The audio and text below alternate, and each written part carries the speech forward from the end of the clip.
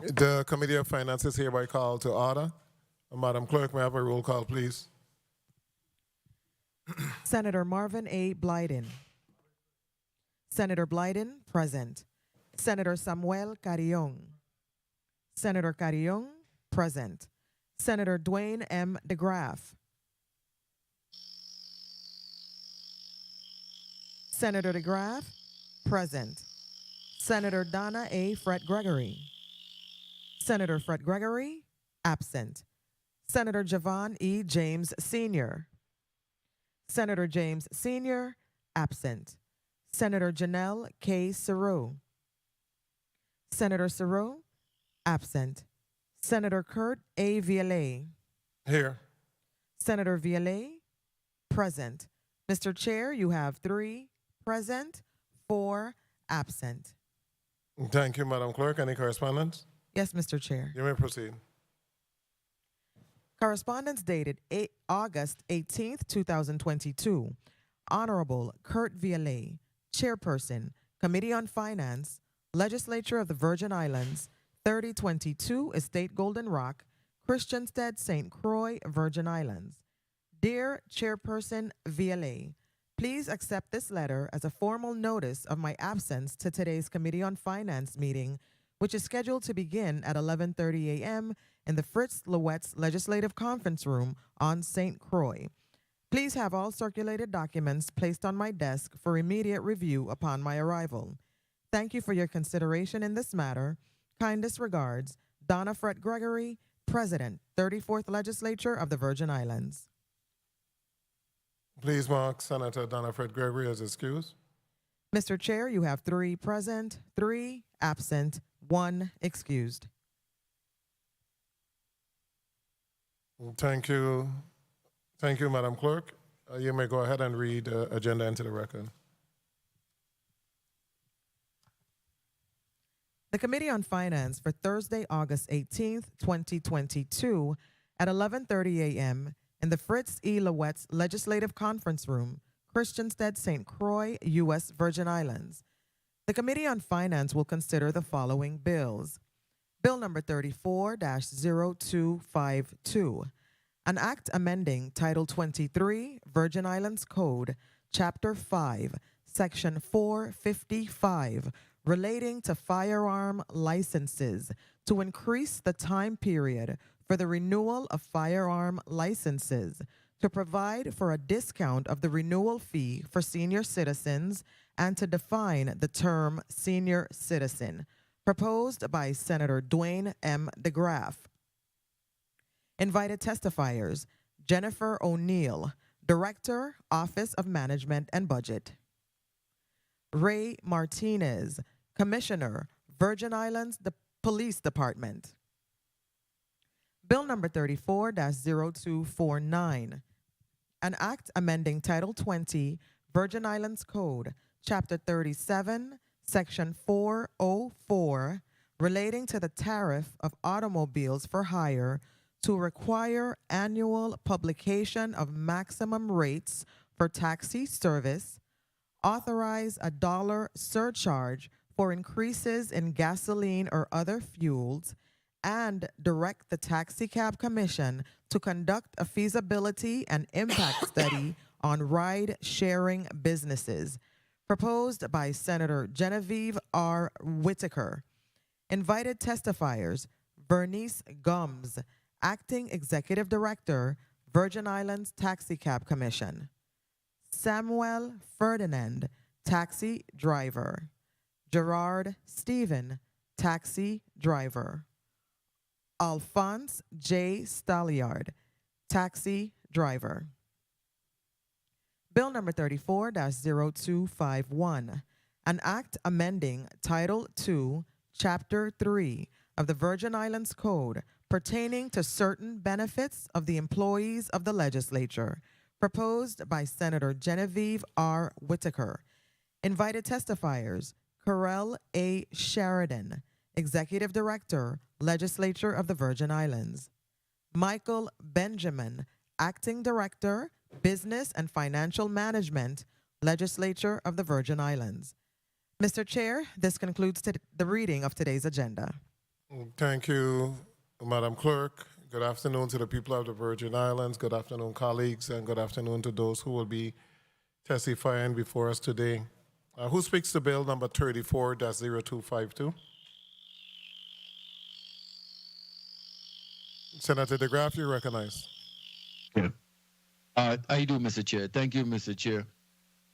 Good afternoon to my colleagues. Good afternoon to the testifiers. All of you and listen. I'm present. Bill number 34-0252, an act amending Title 23, Virgin Islands Code, Chapter 5, Section 455, relating to firearm licenses, to increase the time period for the renewal of firearm licenses, to provide for a discount of the renewal fee for senior citizens, and to define the term senior citizens.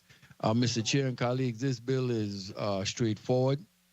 It seeks to extend the years for renewal of the firearm license from 3 years to 5 years.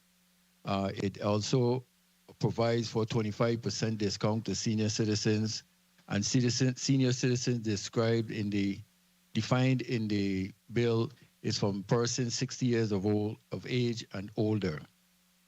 Very straightforward, as said before. I've met with Commissioner Martinez, and we had the discussions, and so I asked for the support of my colleagues. And basically, the commissioner couldn't do this on his own. It has to be done through legislation. So that's why we have here moving this bill forward. I asked for the support and a way to hear comments and everything from my colleagues. Thank you for the time, Mr. Chair. Thank you, Senator DeGraff.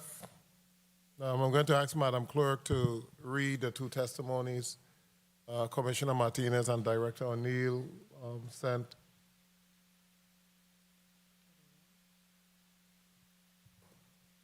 They're right there present. They're present, Mr. Chair. Thank you so much. Okay, thanks. I would allow both individuals to put the name and title on the record, and then we will proceed to the testimonies. Director O'Neill.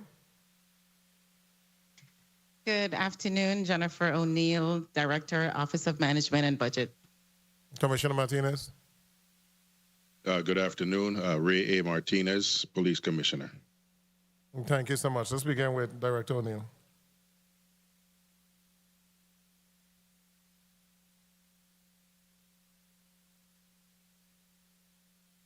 It's loading. Good afternoon.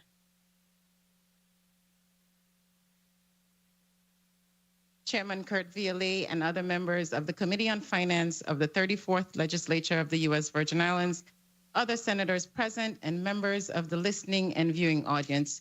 I am Jennifer O'Neill, Director of the Office of Management and Budget, and I thank you for the opportunity to provide comments on Bill number 34-0252, an act amending Title 23 Virgin Islands Code, Chapter 5, Section 455, relating to firearm licenses, to increase the time period for the renewal of firearm licenses, to provide for a discount of the renewal fee for senior citizens, and to define the term senior citizen.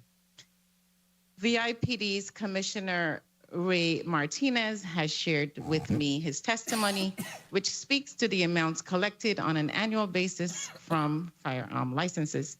We are aware that Act 8434 requires the funds collected to be distributed to the Virgin Islands Education Initiative Fund quarterly. However, after conferring with the Department of Finance, that has not yet begun, as the act was just codified. Moving forward, VIPD will ensure that the funds are coded to the Education Initiative Fund to allow for immediate transfers of same by the Department of Finance. Currently, the Education Initiative Fund has an available balance of $10,650,479. I will leave all other comments to Commissioner Martinez. Mr. Chair, this concludes my comments, and I remain available to answer any questions that you may have. Thank you. Thank you, Director O'Neill. Commissioner Martinez, you may proceed. Good afternoon, Honorable Senator Kurell, VLA, Chairman of the Committee on Finance, committee members, other members of the 34th Legislature, my fellow testifier, and the listening and viewing audience. I am Ray A. Martinez, Commissioner of the Virgin Islands Police Department. Thank you for the opportunity to appear and discuss Bill number 34-0252, an act amending Title 23 Virgin Islands Code, Chapter 5, Section 455, relating to firearms licenses, to increase the time period for the renewal of firearm licenses, to provide for a discount of the renewal fee for senior citizens, and to define the term senior citizen. The Virgin Islands Police Department is tasked with the responsibility for issuing firearm licenses, license renewals, and firearm license revocations. There are approximately 4,270 firearms licensed in the territory, 2,235 on St. Croix, and 2,034 on St. Thomas. Unlike on the mainland, the Virgin Islands licenses the firearms to the individual, as opposed to mainland states that license the individual, who may then have multiple firearms under one license. In fiscal year 2021, VIPD collected $122,630 in firearms fees, which included 767 new applications and 1,423 renewals. As of June 30, 2022, we have collected $82,850 for 573 new applications and 813 renewals. It is important I note none of the collected firearm fees are utilized by VIPD. Based upon Act 8434, fees for initial and renewal firearms, overridden in December of 2020, all revenue derived from fees imposed by Title 23, Chapter 5, Section 455B of the VI Code, until October 1st of 2030 must be deposited quarterly into the Virgin Islands Education Initiative Fund. VIPD agrees in part with the proposed legislation. We agree with increasing the license period from 3 years to 5 years. The renewal process, though, should also be updated in our policies and procedures to include a health declaration signed by a practicing physician, confirmation of a recurrent safe handling firearms training, and a firearm check documentation confirming that the firearm is in good working order. We are not opposed to the 25% discount on the renewal fee for senior citizens. However, the discount should be on one weapon license to the individual on an annual basis and not added to every license the senior citizen may hold. Moreover, it behooves me to add that the firearm license fees are low and were last increased in July of 2021. New firearms registration applications are now $65 and firearms renewals are $50. These fees must be increased. I thank the Committee on Finance for this invitation, and I am available to take your questions. Thank you so much, Mr. Martinez. Please mark Senator Jeevan James as president. We already had Senator Carrion as president, and welcome Senator Noble Francis. Point of information or inquiries? Point of inquiry, Senator James. Thank you, Mr. Chair. Good afternoon to the people of the U.S. Virgin Islands. I have a quick point of inquiry, and that is to Commissioner Ray Martinez regarding the demographic or statistics as far as by age when it comes to firearm owners in the U.S. Virgin Islands. Are you in possession of that today?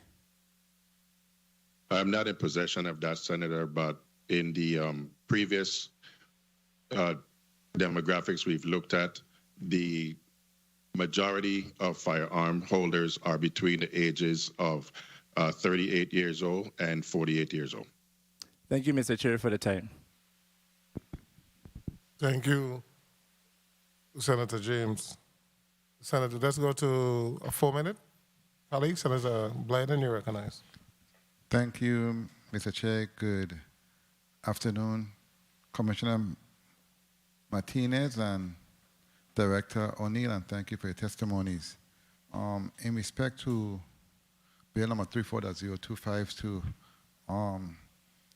I commend the sponsor for his intent, but I have some questions in respect to the bill. First question to Commissioner Martinez. In your testimony, you spoke to the firearms renewal fee, and you spoke to it being increased. Based on the bill, you said you don't have a problem with changing it from 3 to 5 years. Can you explain to me why you don't have a problem with changing the time frame from 3 to 5 years? Because based on the bill, it's going to affect the amount of revenues collected from firearm licenses. Can you speak to the change in the time from 3 to 5 years, please? The way that I look at it, Senator, is first of all, I took a look at relatively, I think it's about a dozen states. And out of those states, the majority of them, the licensure is between 4 and 6 years. And so we went with the 5-year term. In addition, we also took a look at the fact that we moved our driver's license from 3 years to 5 years. And I'm not certain what, if any, revenues have been lost with that. But I think that by moving to the 5-year period and increasing the fee structure, which needs to be increased, I haven't ran the numbers, but I don't see it would be that much of a loss. More importantly, most recently, we have had a substantial increase in the number of locals, folks locally who have been submitting for firearm licenses. So again, those numbers are increasing, and as such, so are the revenues. Quick question. When you renew your firearm, you have to go through the course again, correct? In terms of safety course, etc., being on the range. That's part of the renewal process, is it? It is not a part of the process. Now it is a part of the process that I intend to bring in to change our rules and procedures, to update our rules and procedures to. And what I found out is every state, all 50 states require some type of recurrent training, and we do not. And it is something that should be done because, again, what we've done, we have folks who have had firearm licenses for over 20 years and have not gone back through any recurrent training. So we're not even certain if, in fact, they still know how to safely handle those firearms. And that's something I'd like to take care of post-haste. 1 minute. I appreciate it. I look forward to those changes. And quickly, Director O'Neill, in your testimony, you spoke to the Education Initiative Fund, and the balance as of today's date is $10,654.79. Quickly, is that a revolving fund, number one, and what's the use for that fund, and how long have those funds been there to accumulate to the $10.6 million? It's $10 million, yes, Senator. That fund is a revolving fund. It's used by the Department of Education for a number of purposes. I don't have the long list in front of me, but we can provide that to you if you need it. Please, it'll be good to know in respect to this bill. And Director Martinez, you said as of June you have collected $82,850. What's the anticipated amount that's going to be collected by the end of the fiscal year? Or what the average, based on your knowledge? Time. Senator, in fiscal year 2020, we collected roughly about $118,000. In fiscal year 2021, we collected $122,000 approximately, and we believe that we estimate probably between $122 again and $124,000 in fiscal year 2022. Thank you so much for your responses. Thank you, Mr. Chair, for the time. Thank you, Senator Blyden. Senator Carrion, you're recognized. Thank you, Mr. Chair. Good morning. Good afternoon. Good afternoon to you, my colleagues, viewing and listening audience, and good afternoon to the Commissioner and the Director. Commissioner, what's the standard fee nationally for to be able to have a firearm and the renewal for the same? So So nationally, Senator, I was hoping someone would ask that question. Nationally, the average is about $95 for the new application. I'm sorry, nationally, it's about $125 for a new application and $95 for renewals. There's only one state in the union that actually, which is the state of Indiana, that most recently passed legislation that there is no cost for firearm applications or renewals. The state covers the cost. And then compared to the mainland, which provides the individual with the license, we here provide a license for each firearm. How is that comparison working out? Do you think it's something positive, benefits us here in the territory, or should it be the other way around? It actually should be the other way around. I think that we should be licensing the individual, and once that individual would like another, once you meet the requirements, you meet the requirements, as opposed to having to go back through and submit an entire new application for just to have an additional firearm. What should happen is that once you meet the requirements, you should have the opportunity to just request, by letter and or a one-page application for an additional firearm, and that can be addressed through the department, and the department can say yay or nay. And every time an individual comes in to license a different firearm, you have to pay then a fee for each one.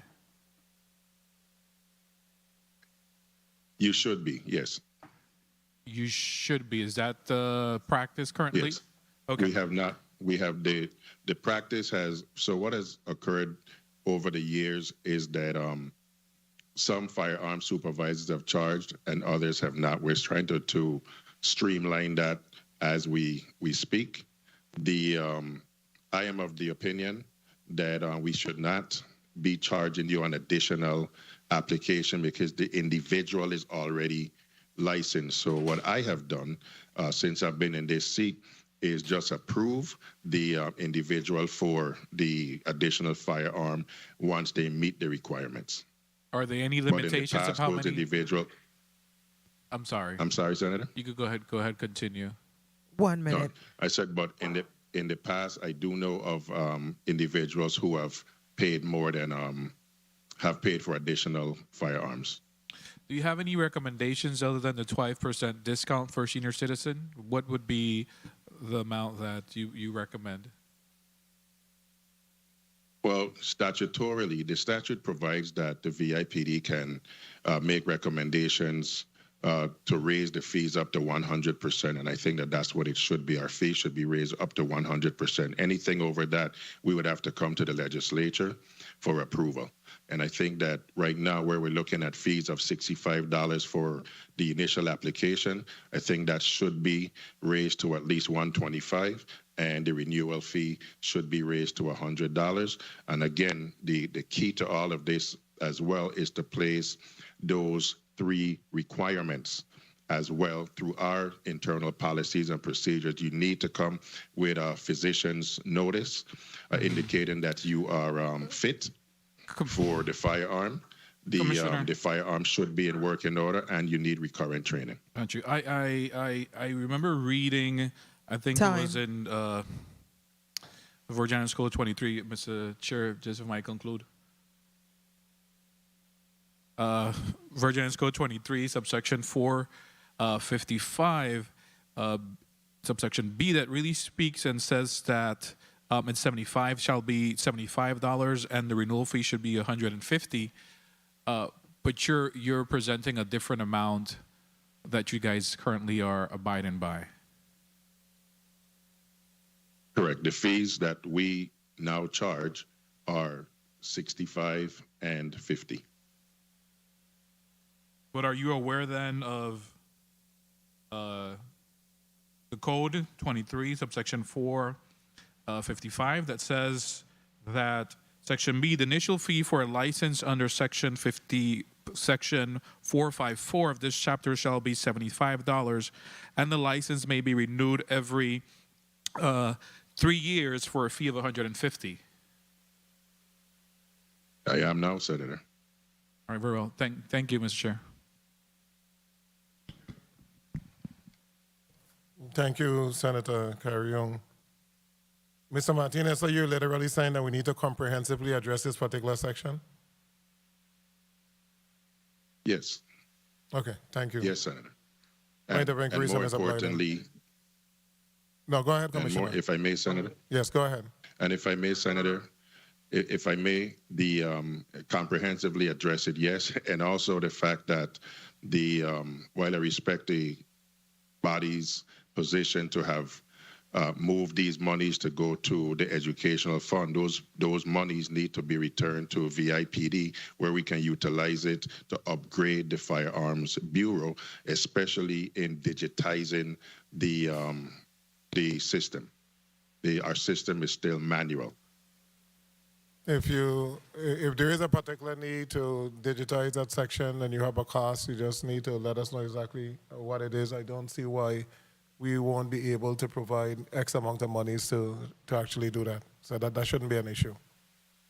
Point of inquiry, Senator Blyden. Yes, thank you, Mr. Chair. Commissioner Martinez, when it comes to the training or those trainers NRA certified, do we know? For firearms, are they NRA certified? Do you know? Sorry, Senator, your question didn't come through. Sorry, I say when it comes to the training for firearms, are the trainers NRA certified? Which trainer, Senator? Whoever is doing a certification when it comes to firearms and having a training done for individuals who purchase firearms.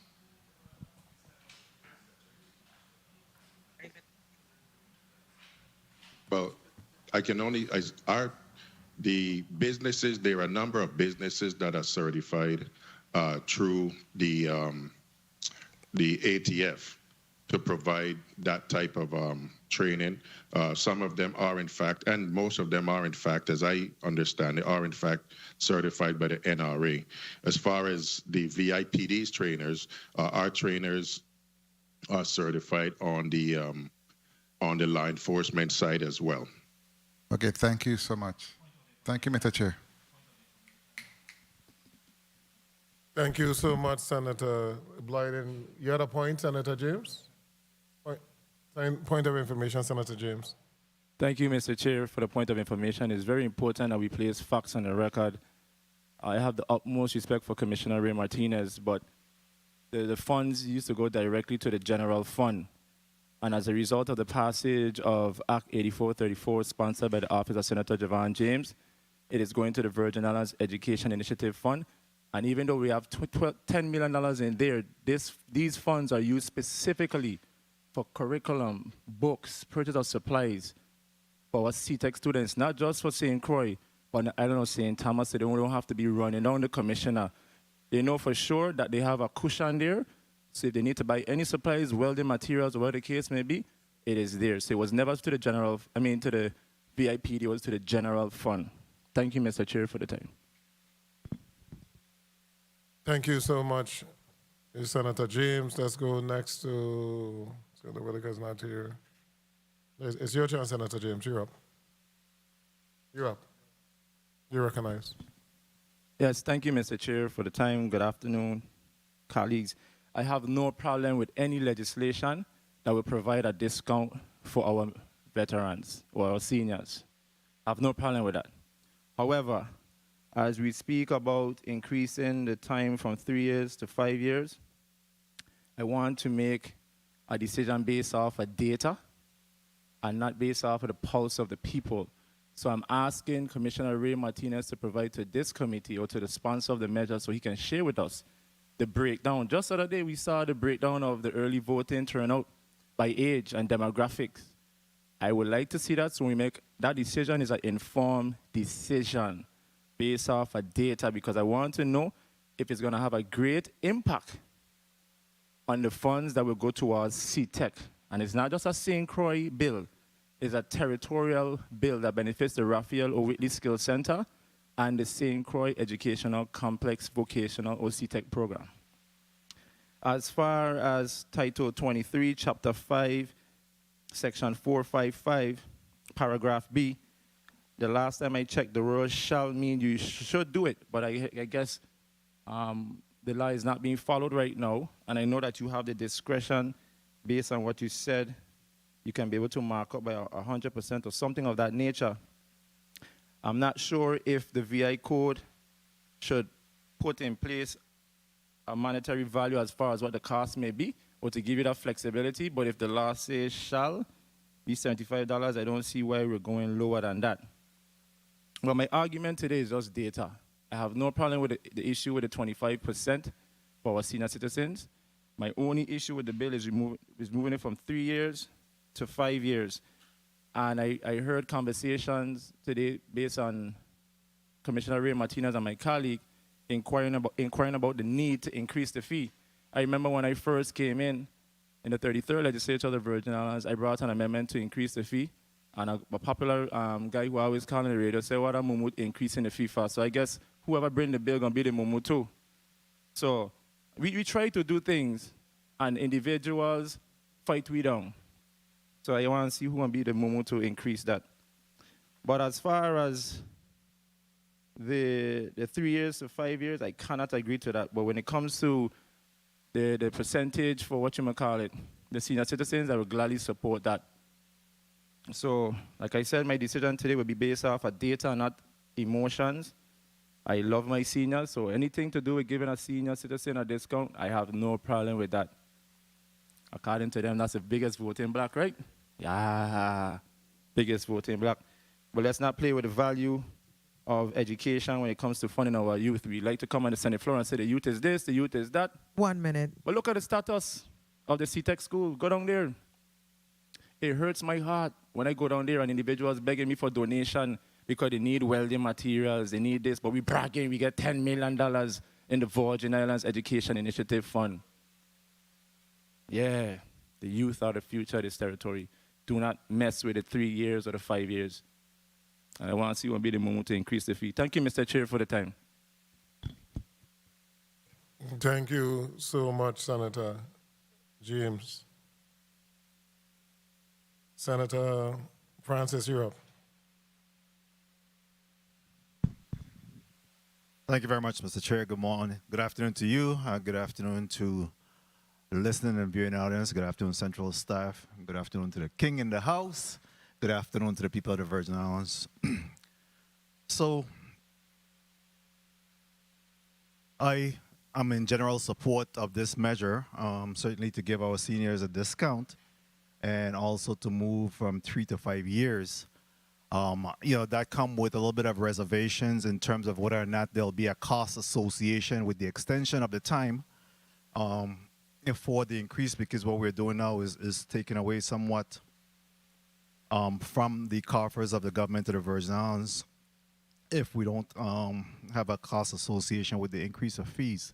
Additionally, this falls in line with the industry standard as well as the driver's license mechanism. And Commissioner, do you currently, firearms are renewed on their birth date? What's the date that's determined for renewal? Yes, Senator, it is on the birth date of the licensee. Very well. And Director O'Neill, in respect to the Virgin Islands Education Initiative Fund, how much of that money has been deposited in that fund as a result of the legislation that was moved to make sure that funds go to that area? Senator, to date, none has been transferred to the Education Initiative Fund from these fees. As I mentioned in my testimony, the Department of Finance is working to address that issue since the act was just codified. So moving forward, the monies for last year will be transferred, and the Virgin Islands Police Department, when making the deposits, will actually just code it to the Education Initiative Fund one time so that there is no delay moving forward with transferring the monies. Very well, thank you. I just want to caution the committee, despite I'm not a member of this committee, that the frequency of the licensure is not just for the 3 years, is not just for the purpose of that's a random number. It also allow for the police department to be able to be accountable, and for the firearms licensee to also be accountable. It gives them an opportunity to be able to inspect that firearm, be able to make sure that this is in working condition, make sure it's not lost or stolen. So there's other mechanism that we'll have to develop to make sure that there is some timely accountability levels put in place for this purpose. I also, Commissioner, can you just speak to the 1 additional minute. fees associated with the firearms licensure? I know that I know you spoke to the application fee, but there's also fingerprint fees that are also included, as well as a record check. Can you speak to those other fees as well? Yes, Senator. So I think the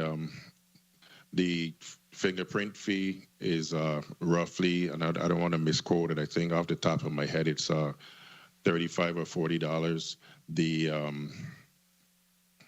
NCIC check is now a part of the application itself, so that's not singular, and as well as the background, that's all covered in the application fee itself. But then, of course, there are also additional fees for an additional copy of the duplicate license. That's a $15 fee, as well as there's also the additional fees for security companies. They pay an additional fee for theirs, and as well as the fines for individuals who we have firearm hearings for, who may not be adhering to the rules of firearm licensure. Very well, thank you. And if you could just touch again, Mr. Chair, if I could just wrap up here. If you could just touch on the importance of automating the firearms division. I think that's extremely critical for the investigatory aspect of cases, as well as the need to be able to track all of the firearms that come in, and the ballistics that also accompanies an application or the firearm, because all of that information needs to be documented. But it's essential that the automation is done. So now that the money is not available for that, there must be some allowance by this body to make sure, and maybe you could give a cost of what that will look like. But it's critical that we're able to fund that automation, because it's extremely critical for investigation, as well as documenting and tracking firearms. Certainly, Senator. Thank you. So if we're looking at a cost, well, first of all, let's start out with the relevancy of digitizing the system and automating the system is huge. Digitizing it, right now the system is manual. So when a request comes in, the firearm supervisor and the firearm staff actually go in and they manually have to go through the records to check whether or not an individual does in fact have a firearm license. To digitize, to automate the system, of course, we know that would be a keystroke. Again, and even to Senator James's point, where he's asking for the information about, in the demographics and stuff, those are all keystrokes. Once we automate the system, we've been working on this. My predecessor, as a matter of fact, started working on this. It's costly.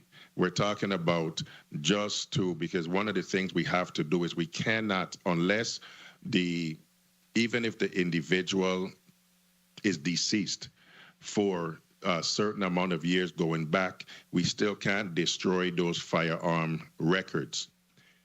So we have to scan them in. Just the best quote for scanning those records in that we have right now is approximately $250,000. That's how many firearms records we have going back to, if I'm not mistaken, 1963, if I'm not mistaken. We have to scan all those records moving forward and then automate the system. We're looking easily at around $500,000. That's a $500,000 project to bring the system current and then to move forward with the automation. Thank you, Commissioner Martinez. Point of information, Senator James. Yes, Mr. Chair, you know, I don't usually do this, but it's very important that we place accurate information on the record. I want to read quickly a letter from the Department of Finance dated July 26, 2022. Dear Ms. Webster, pursuant to Act 8434, all revenues derived from the fees for initial and renewal of firearms and ammunition license will now be deposited into the Virgin Islands Education Initiative Fund. Below is a new account code and charge code for where the revenues will be deposited into revenue code 218-85009-445-520, charge code 50 FALR. So the account was established. As a result of my hard-working researcher being on top of the case, this law was passed 2 years ago to benefit the youth of this territory. And according to them, they have over $170,000 or $160,000 sitting in there that can help our students to buy books and curriculum items and what have you. Come on, let's stop playing games and let's help the youth of this territory. And if you want to direct it someplace else, no problem. But it never went to VIPD. It was the general fund. Thank you, Mr. Chair, for the time. Thank you, Senator James. Like I said before, we are in the middle of the budgetary process, and we will be taking recommendations from everyone in reference to what we need to do to make the Virgin Islands a better place. Senator DeGraw, point of inquiry, Senator Carrion. Commissioner, are there any penalties for individuals that don't renew their license? And what's the grace Yes, period? Senator. And what's that fee? Unfortunately, the grace period is 60 days, and the penalty is it's $15. Anything over 60 days, then they would have to renew or start the application process from scratch, and then of course that would be the $65. Thank you very much. Thank you. Thank you, Senator. Senator DeGraff, you're now recognized. Thank you, Mr. Chair. Excuse me. To my colleagues, thank you for your input. Commissioner, thank you for being here. Director, thank you for being here. I am in 100% support of CTE. So I don't have a problem with money is going to CTE, and it should. And to hear Mr. Chair recommend that, if we could get a cost to assist with VIPD of getting these things there done, then I am satisfied with that. We could get a cost. Now, Commissioner, when you and I spoke the other day, you mentioned $50. I was under the impression that you misspoke and meant $150, because I too under the impression that under Title 23, Section 455B, where it said the initial fee shall be $75 and then the renewal fee for 3 years at $150, is what I thought was the amount that was being paid now. I wasn't aware of it. You were paying $50. So the law does recommend where, again, like you say, you found out today, up to $150, and I guess you could go from there. In terms of providing, some more money toward generating, again, it would end up going toward the youth. I'm all for that. And do submit all the recommendations that you have.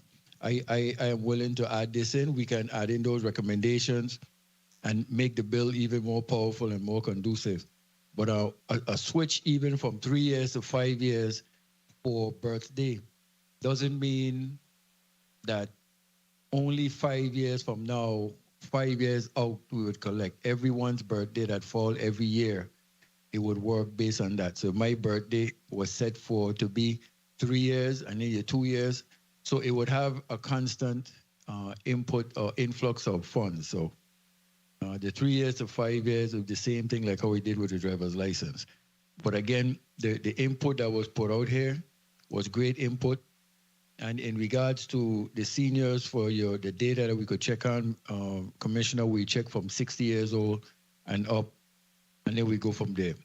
But I think, again, like I say, it's straightforward. And if reading the law under Title 23 suffices for the amount of increase, which would take you from 50 to the 100%, even $100, it takes you to 150.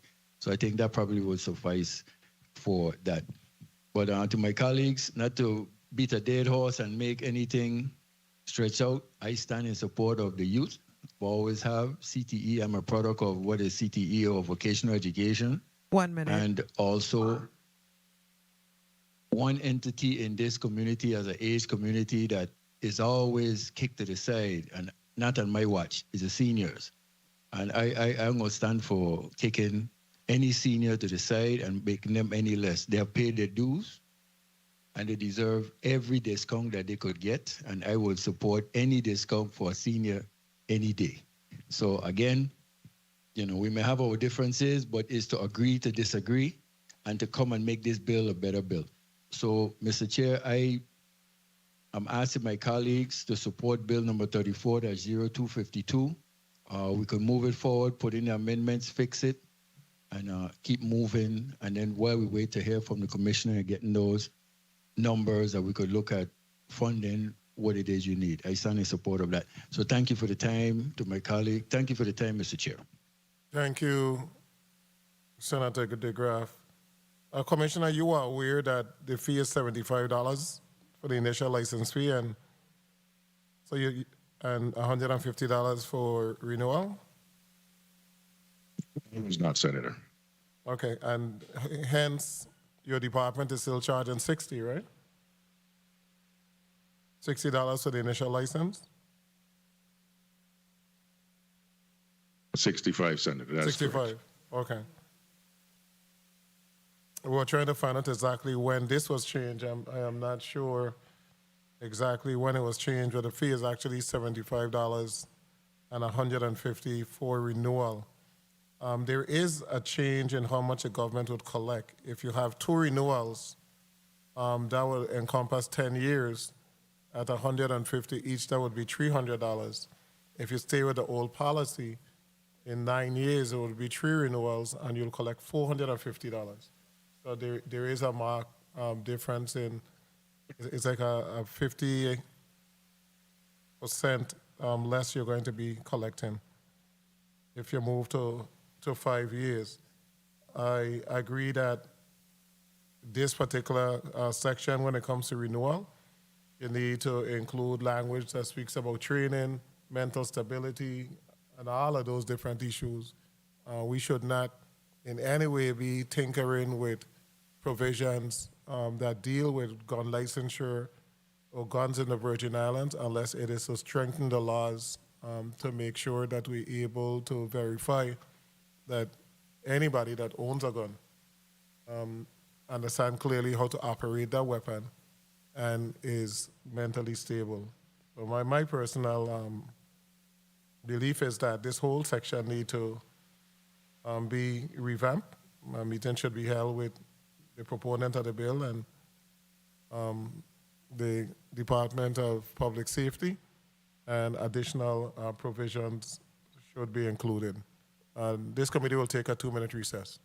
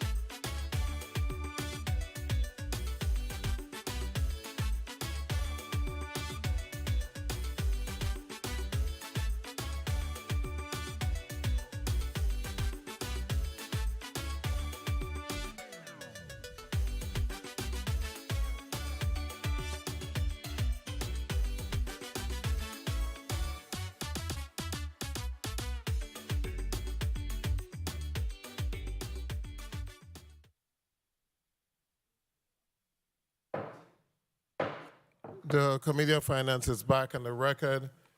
Do I hear a motion?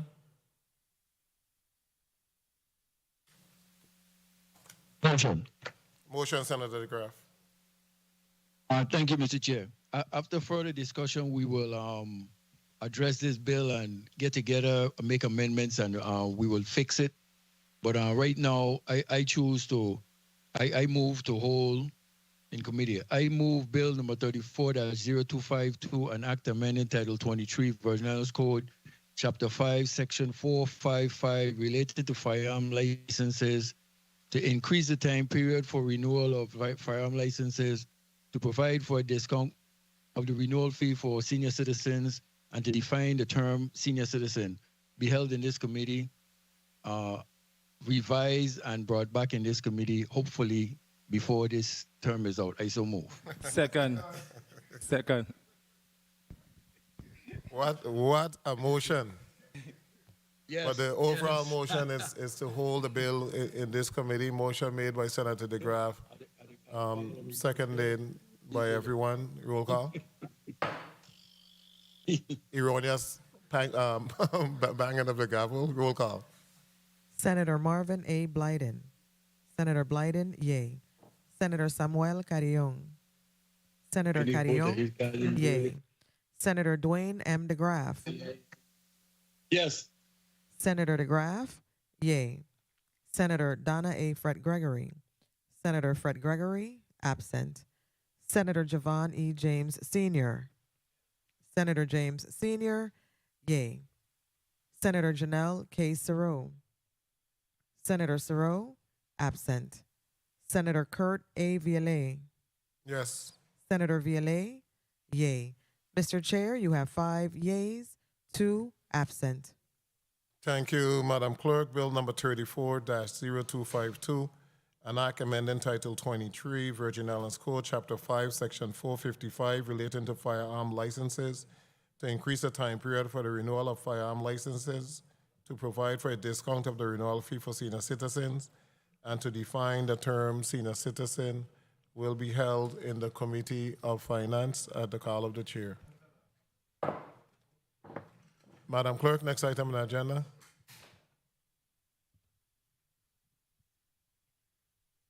Bill number 34-0249, an act amending Title 20, Virgin Islands Code, Chapter 37, Section 404, relating to the tariff of automobiles for hire, to require annual publication of maximum rates for taxi service, authorize a $1 surcharge for increases in gasoline or other fuels, and direct the Taxicab Commission to conduct a feasibility and impact study on ride-sharing businesses, proposed by Senator Genevieve R. Whitaker. Invited testifiers, Vernice Gumbs, Acting Executive Director, Virgin Islands Taxicab Commission. Samuel Ferdinand, Taxi Driver.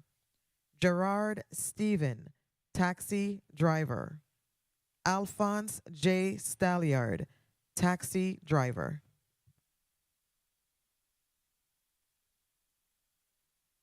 Thank you. Thank you, Madam Clerk. Who speaks to bill number 32-0249? I do, Chairman. You may proceed. Good afternoon, Chairman. Good afternoon, colleagues. Good afternoon to people of the Virgin Islands, our central staff, and good afternoon to our testifiers.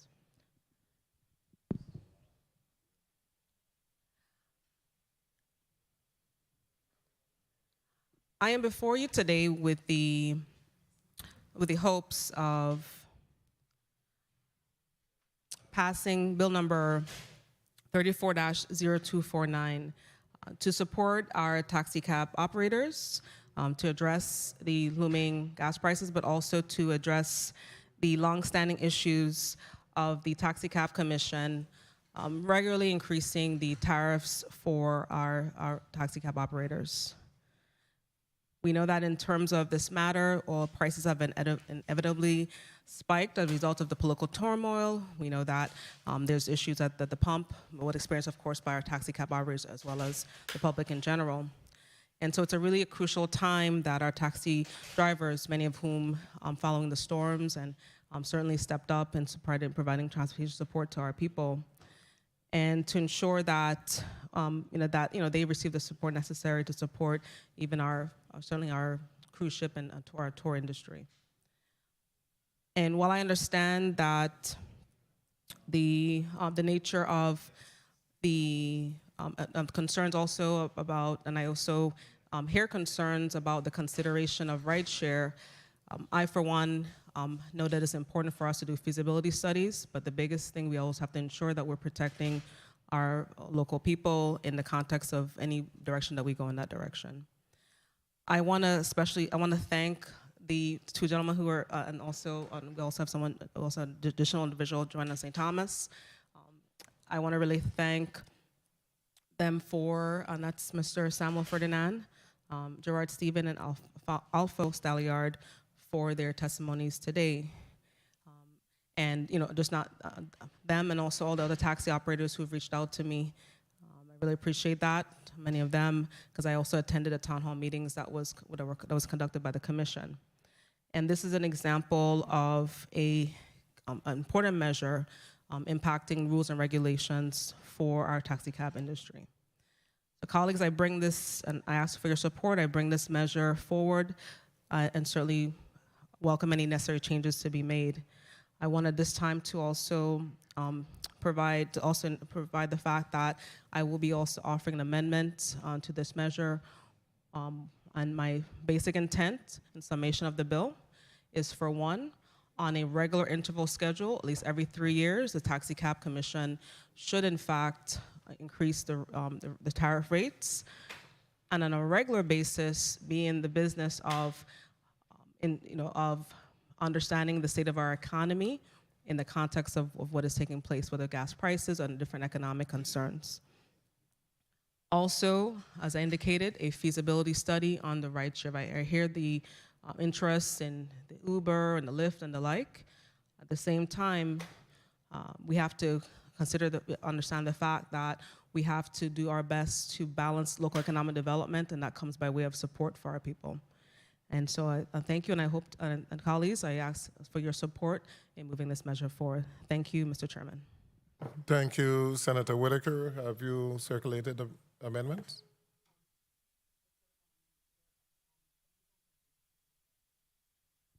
Well, just so this, St. Thomas, Senator DeGraff, the amendment will be circulated. Yes. So to the chairman, I do expect the amendment should be provided shortly. I did have initial meetings with the legal counsel, so once it's ready, I will. Since we are going to be discussing the bill, and I'm going to allow the testifiers to put their testimony on the record, do you want to speak as to what the amendment is going to cover, so we can have an understanding as to? Yes, thank you, Chairman. So the amendment is into Section 1 of the bill, and that's subsection A, and it's basically subsection A to outline that in every 3 years, the Taxicab Commission shall consider raising the tariff rate, and I'll have that information, working with legal to get that out as soon as possible.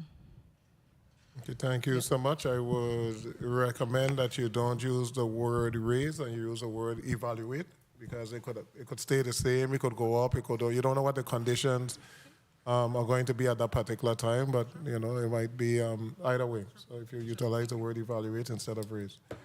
We have a number of individuals here to provide testimony. I'm going to allow the Director of the Taxicab Commission to put a name and title on the record. Good afternoon, everyone. Vernice Gumbs, Acting Executive Director of the Taxicab Commission. Thank you so much. Mr. Stevens. Good afternoon, Honorable Kurell, members of the 34th Legislature. Name is Gerard Stephen, just a taxi driver. Thank you. Calypsonian. Good evening, ladies and gentlemen. My name is Mighty Pat Samuel Ferdinand, and I will be testifying here today on behalf of the taxi drivers. Okay, so you don't have written testimony, correct? You have written testimony? I have written testimony, but we actually talk openly. We're gonna share. Okay, you're gonna read the testimony? Oh, my second part could read Okay, it. that's Yeah. fine. Yeah, okay. Mr. Stallion, St. Thomas? My name is Alphonse Stallion, and I'm a taxi driver in St. Thomas. I saw the proposed bill number 249, and I had some... Don't start yet. We will give you a chance to speak. We just want your name and title. You boss out the gate. I'm from J. Stallion, independent taxi driver. That's it. Okay, so we're going to begin with Ms. Gumbs, and then we are going to go to the taxi cab drivers. Pleasant good day, Honorable Kurt Bailey, Chairman of the Committee on Finance, members and non-members of the Committee on Finance, invited testifiers, and the viewing and listening public. My name is Vernice M. Gumbs, Acting Executive Director of the Virgin Islands Taxi Commission.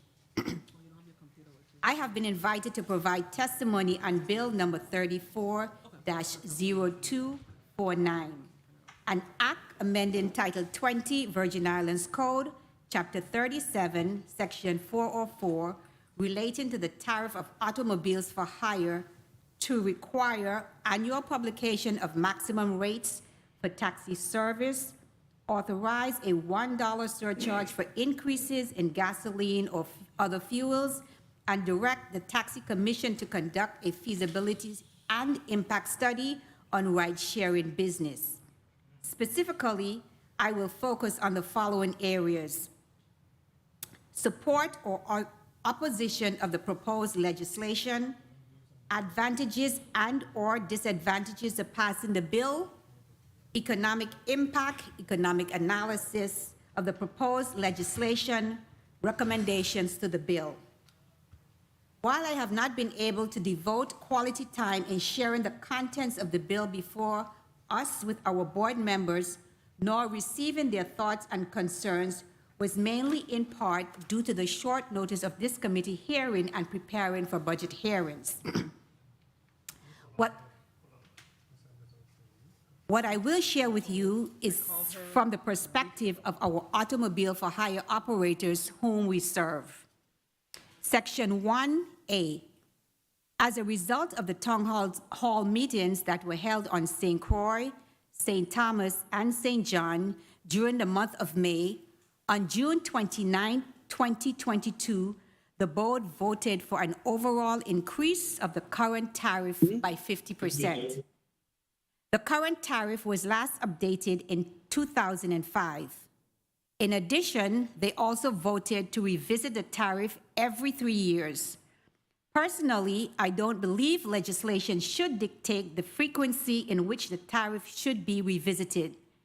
That should be a decision of the board based on economic conditions. Yearly is too soon for an interval to make changes to the tariff.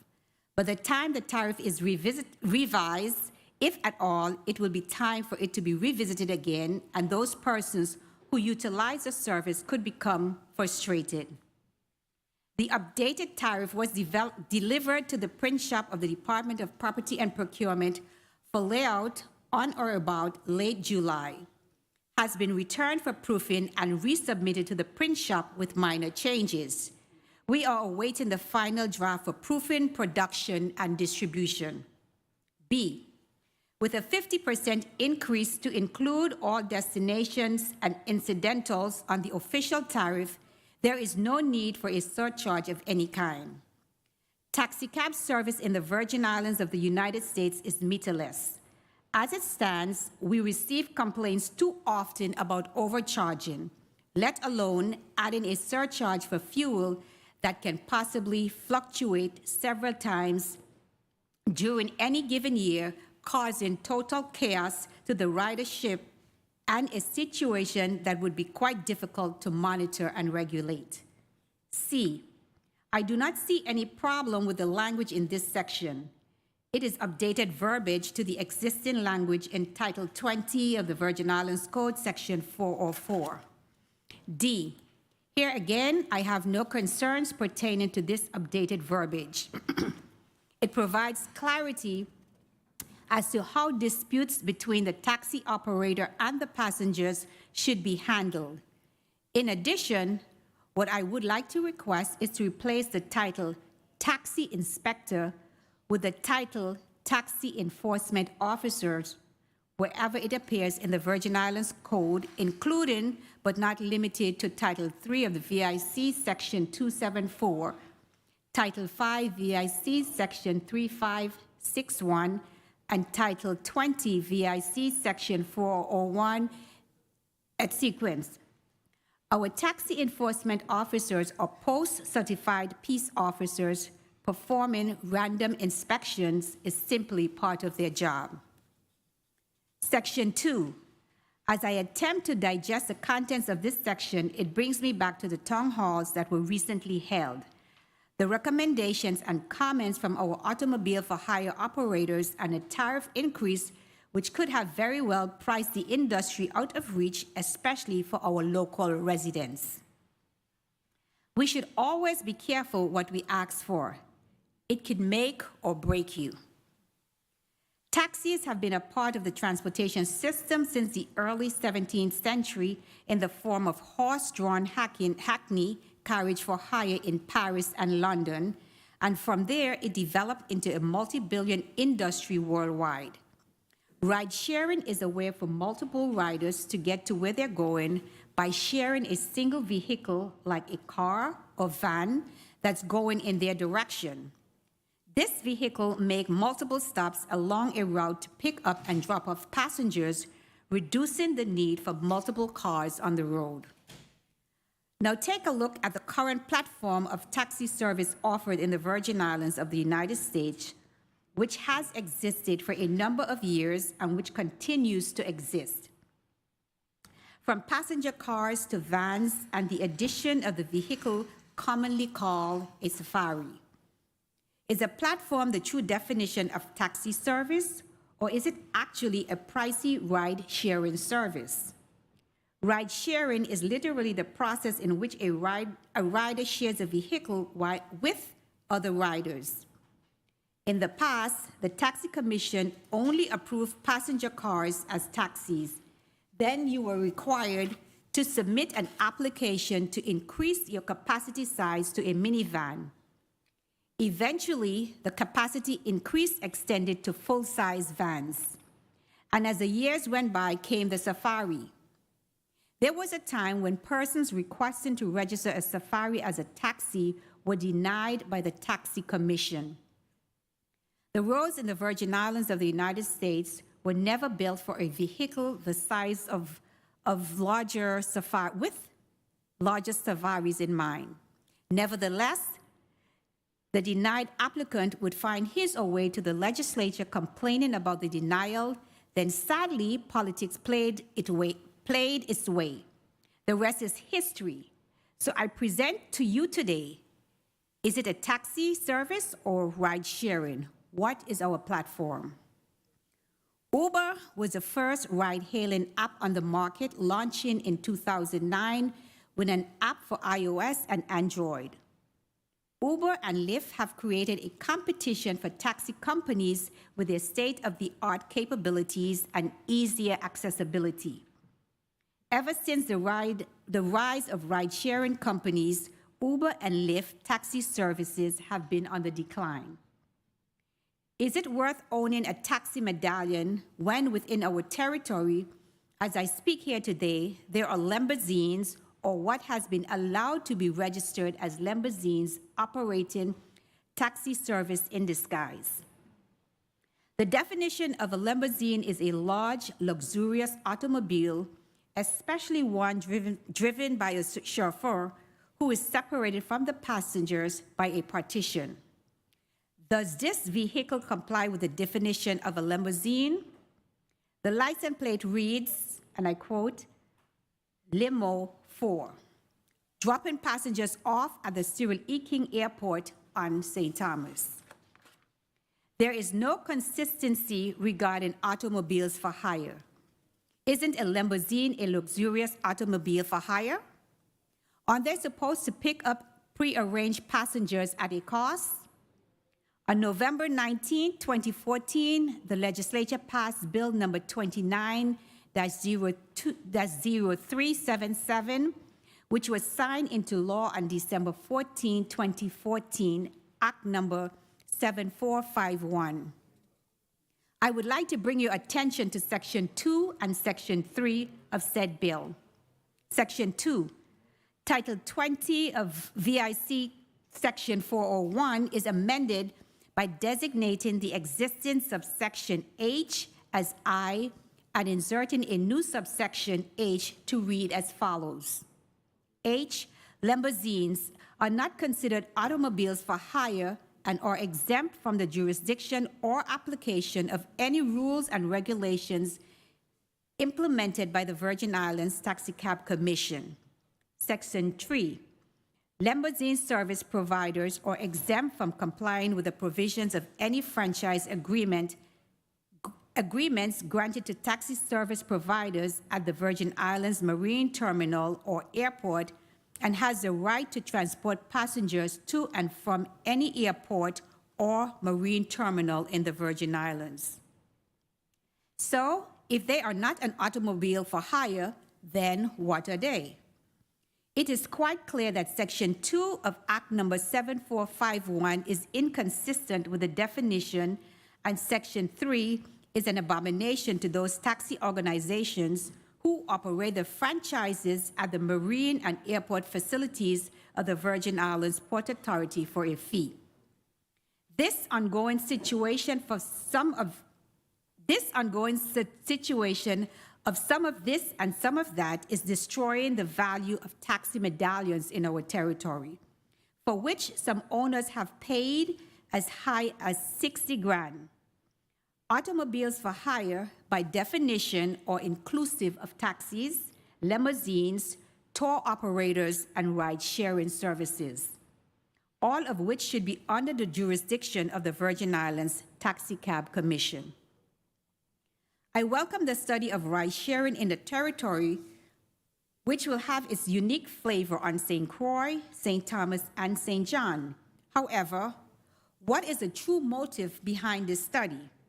Has ride-sharing already been discussed and promised to an entity behind closed doors? I will conclude by saying these words to our automobile for hire operators. In order to remain in line with the competition, it is important that you step up with the times. It's time to engage in providing the opportunity to pay electronically. Meet or beat the competition. You will not succeed in this society with the old school mentality. We must preserve this last local business for the benefit of all. The platform offered here in our territory needs to be revamped. The Virgin Islands Taxicab Commission is here to support you. Always remember, it takes two hands to clap, yours and ours. We can and we will do better together. Thank you for providing me the opportunity to present my testimony on the proposed legislation 34-0249. I am available to answer any questions you may have. Thank you so much for your testimony. Mr. Stallion, you may proceed with your testimony. Good morning, senators and all present listening to this discussion. I would like to say first and foremost, based on what I have written, I would like to thank the director of the Taxi Commission for her explaining the situation in a concise and positive manner. Now, I will say what I had intend to say to the legislature. I would also like to thank Senator Guinevere R. Whittaker for her consideration for the plight of the taxi drivers. My reason for testifying today is I found what I deem as flaws in proposed bill number 34-249. I propose the Taxi Commission should not be published the maximum rate to be collected for services of a motor vehicle operated for hire not later than January 10th of each year. Alternately, a town hall meeting should be held with the taxi operators at the minimum of once a year to hear what the taxi operators' recommendations and concerns are. The Taxi Commission has not changed its tariff for the past 17 years. It would be favorable if the tariff were reviewed by all parties involved every 3 to 5 years. Now, I heard the Senator Whitaker state that she has an amendment which would bring it into a 3-year span. Presently, there is a new tariff which the director stated that was reviewed and recommended for approval by the various taxi associations and independent drivers. And as you just heard the director state, this tariff is at the printers now being printed for distribution. The senator proposed a surcharge based on the price of gasoline and other motor fuels increased by 50% or more over the price of the previous January 1st. Now, parts and labor are factors which were not included in her consideration. Therefore, a $1 surcharge is insufficient. Hence, the town hall meeting would be the appropriate venue for all involved to communicate. In section 2, it says, not later than 180 days after the effective days of this act, the Taxi Commission shall conduct a feasibility and impact study to determine what impact the implementation of ride-sharing business will have on the motor vehicle for hire. And I said, is this a study or a cursor to bring in Uber driving to the Virgin Islands? I, for one, am not in favor of Uber driving in the VI, as it would be a financial detriment to the taxi industry. There is limited part. This is something which I bring into Senator Whitaker to see if she can do something about this problem, since it was brought to the taxi drivers' attention that the police could not do nothing to resolve their problem, which is a situation relative to limited parking in St. Thomas. In addition to the limited parking, there is the matter of designated taxi parking being used by the general public. Public safety states they can only enforce the taxi stand parking when cruise ships are present. This matter needs to be addressed, because if the taxis have no place to park, Main Street was eliminated. I have a proposal here which stated that there was a traffic flow plan. Yeah, I'm seeking the testimony. No. The thing is, what is going to be done if this bill number 20, the bill is number 34, 294, 249.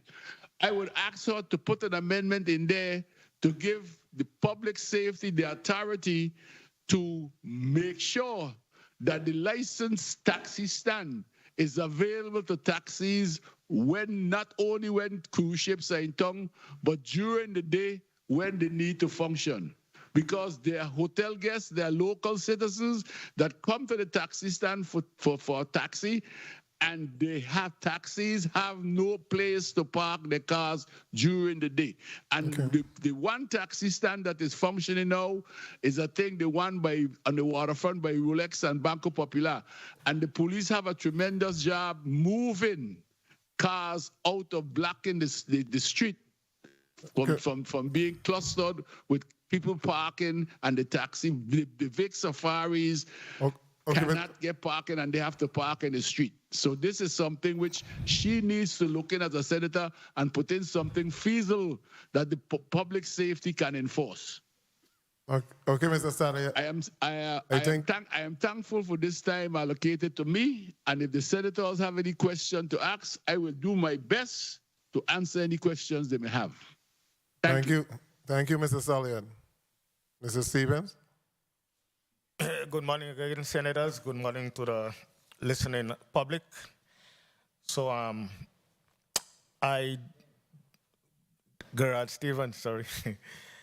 Yes, based on, I do not have a problem with the dollar surcharge for the 50%, but however, if it goes beyond that, beyond 50%, we will have to do an evaluation to go up higher than the dollar surcharge.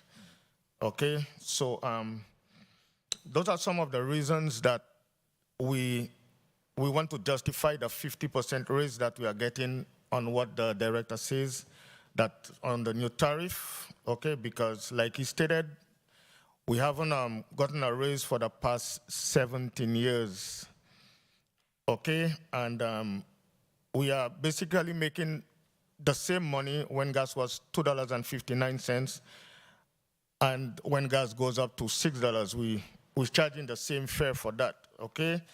And the other thing is that we feel when it comes to raises, we're in captivity. There should be an easier method when it comes to giving us raises. Go to with the board, the taxi board. Also, we want to be able among us, the taxi drivers, to give ourselves a raise when the gas goes up and other stuff goes up. The way we're gonna do that, we're gonna meet with all the taxi heads. Like, for instance, the guys at the Buccaneer, the taxi drivers at the Buccaneer, the DV, the airport, we're gonna meet with the heads and we're gonna come to a feasible rate. Then we're gonna have a meeting amongst our taxi drivers at the rate that we come through, and we're gonna have a vote from the taxi drivers. And if they agree that that amount is fair, we're gonna give that raise to the board or the taxi commission to make that determination. But however, if we bring up a rate increase, we do not want it to totally be rejected. We would rather it, be adjusted so we could negotiate what's good for us and the public. Okay, and like Ms. Whitaker said, that we're gonna evaluate it every 3 years, so that we could avoid another sharp increase of 50% one time, because that's a big number. The 50% raise increase, that's a big number. So that when the public hear 50%, they don't look at the 17 years that we didn't get any raises. They just look at the 50% raise. So that's one of the reasons. Okay, and we have requested meetings with the Taxicab Commission, and that's another problem on the board, to review the tariff.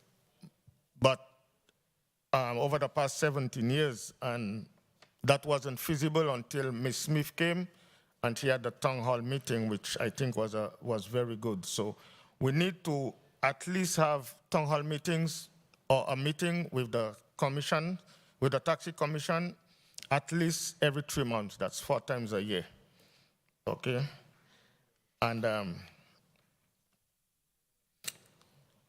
the last thing I would like to say, that to the public, that if today we was to ask all businesses in the Virgin Islands to go back to their 2005 prices, how many would be able to survive with 2005 prices? And that's what I have to say for now. If you have any questions for me, I'll be happy to answer. Thank you so much for your testimony. You'll be available for question, or you want to put something on the record briefly? Yeah, I'll put something on the record. Go ahead.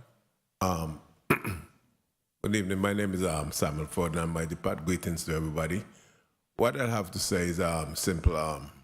We're hearing some things about transportation and Uber and all these different things and coming in here. One of the reasons why that the senators before have passed a bill that nobody should have more than 2 medallions is to follow up on this impact what will come later with Uber. If Uber or any one of those entities ever come to the Virgin Islands, the only thing I'm going to see going to be happening is a next rent-a-car transportation. The guys with the money, they're going to buy 20, 30 cars, okay? And then if they're going to put us to drive the cars, we become slaves again. And if we refuse to drive those cars, they're going to bring in the people to drive those cars. So the taxi driver them now going to be in the rear. Remember that this is the last business owned by black people in this territory is the taxi. And if we allow these people, like, for instance, downtown, look how they turn downtown into a white supremacist downtown on the boardwalk, right? It's the same thing going to happen to us because all our black people in downtown now are not walking down there anymore. And we know the reason why, right? And if we allow Uber and Lyft and all those guys to come in and you say, well, after a while they're making too much money, we're not driving for them because we understand what's going on, it's the same thing that happened. That's the reason why the Senate and the government passed a bill that nobody should own more than 2 medallions. So now you're going to mess up our medallions and then give these people the right to rent 50 cars and then come and rent an next rental business. So that's all I have to say because, I mean, Mr. Steamer already said, most of what he have to say.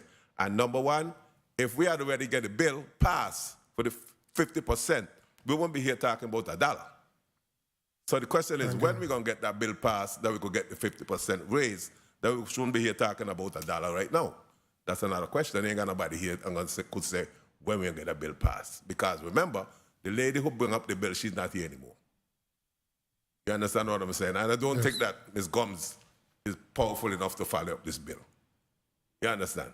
Although she's a director, she's not swearing yet and everything like that. I don't think she really in on behalf of us. So that's my personal feeling. So that's all I have to say for now. Thank you all very much. Thank you, Mr. Ferdinand. I keep on forgetting your last name and looking to say Mr. Mighty Pat. The taxi industry in the Virgin Islands have been a local business for donkey years. The taxi business support a lot of families, especially in the island of St. Thomas. I think we have 1,000 taxi drivers on St. Thomas. That's a significant number of individuals working in the industry. And on St. Croix, I think the numbers were 200 and something. I'm not sure, 200 and change. So that is significant. And there are individuals that have been driving taxi cab for 30, 40 years. And in fact, I see some younger people now, but it is an aging population. But I am not going to support any measure that is going to conduct any feasibility study for Uber or Lyft. Yeah, we don't need no feasibility study. We know what the local market really is.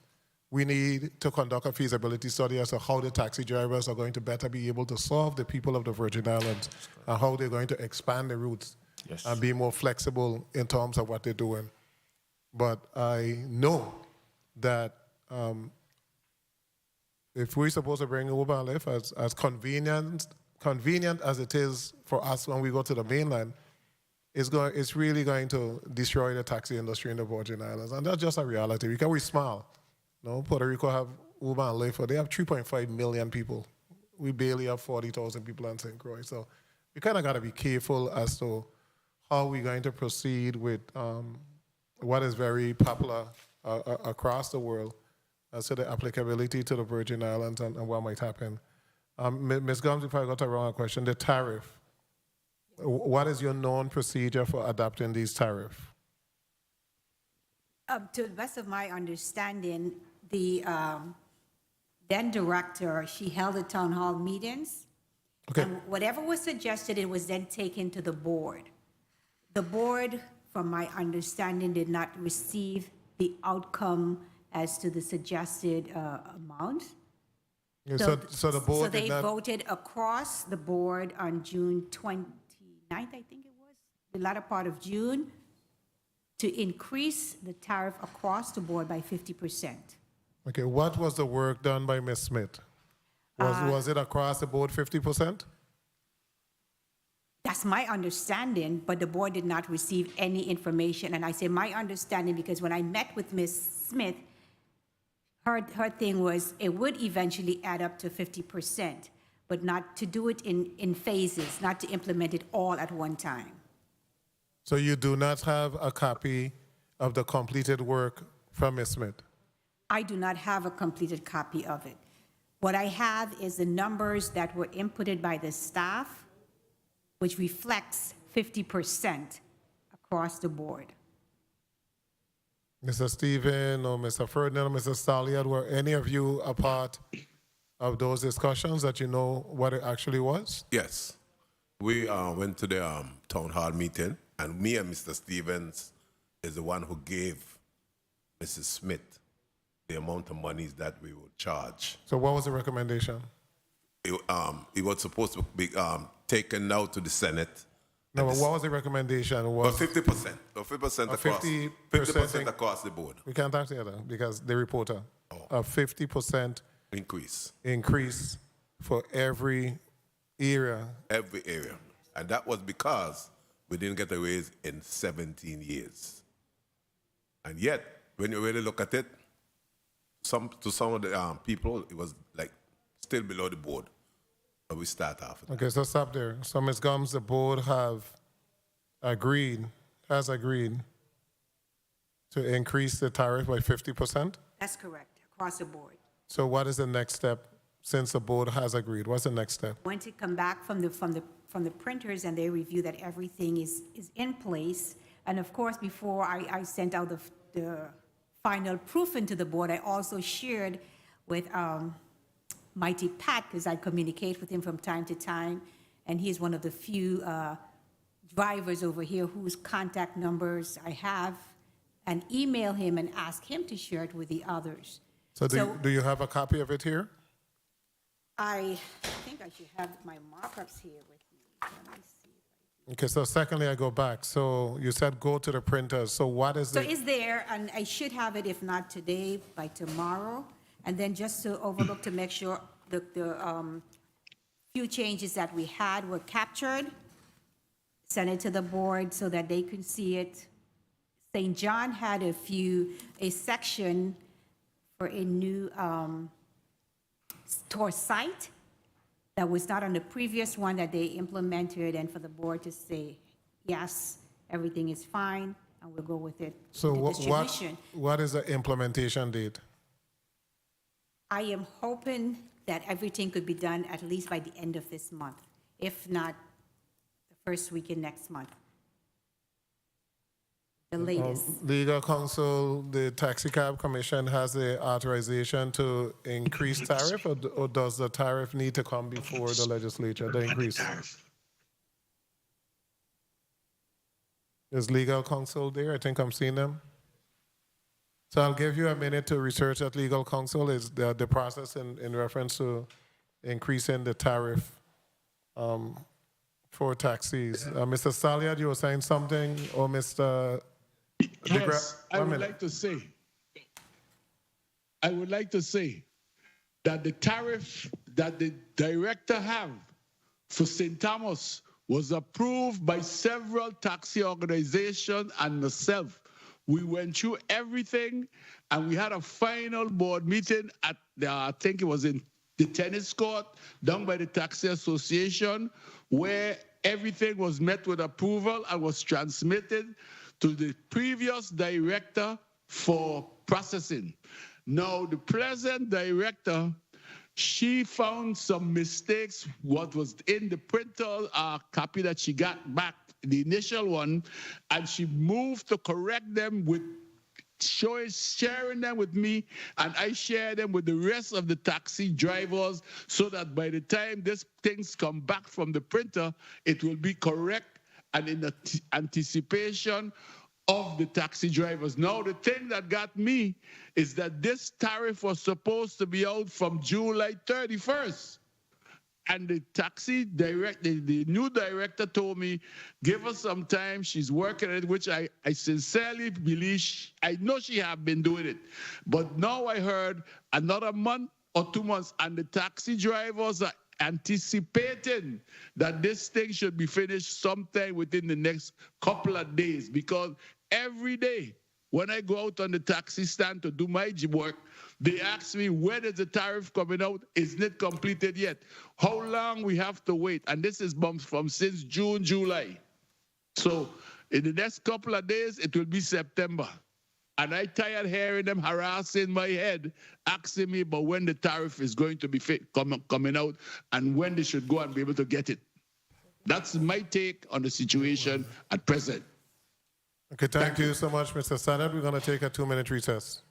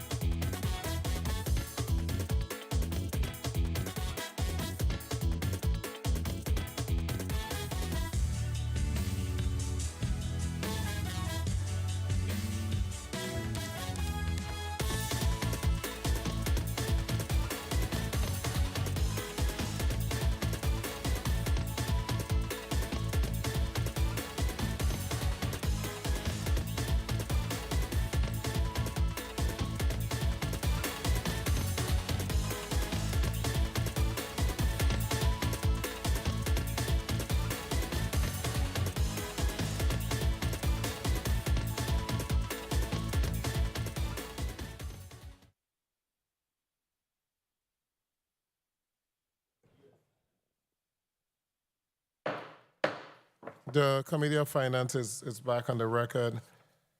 We're going to go to 3-minute round. We have a point of inquiry, but I just wanted to put on the record, I think it was the 33rd legislature. We were having discussion, and there was developing a ride-sharing app that was going to be through the Taxi Commission, and individuals that are local would have been able to sign up. But at some point, the Taxicab Commission and all of the taxi industry need to develop some formula where individuals will be able to be picked up at their home by using an app and paying directly online. Because the world is evolving, and at some point we got to move to that level. We got to move to the level where that convenience is going to be there, and I think it would increase the amount of monies that individuals are making. So instead of you sitting and waiting for 2 hours for somebody to come and pick up your taxi, you could actually be guided and picking up individuals utilizing a ride-sharing app, and having other individuals that will come on board and have to pay a fee and have to do background check and everything else, so that we could really provide services to the island. Because at 6, 7 o'clock, there's no taxi bus running on St. Croix. It is severely reduced. So if you want to go to the movies at 9 o'clock, you have no way to go home, because there's limited service on the road. And I know when I was growing up, there was service on the road until 10, 11 o'clock. You could have gone to the village, you could have hang out and get a taxi and come back home. And also, we need to look at what we're doing with that. Senator Blythe, and your point of inquiry, Senator Francis. Thank you very much, Mr. Chair. I wanted to ask the acting Executive Director Gumbs if she will put on record the name of the current commission members. I didn't understand your question.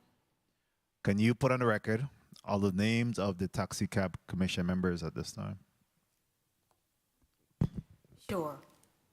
Loretta Lloyd, Chairperson.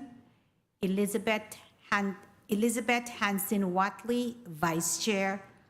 Morna George, Secretary. Members Vincent Georges, Camille Paris, Franklin Bratwith, and Sweeney Toussaint.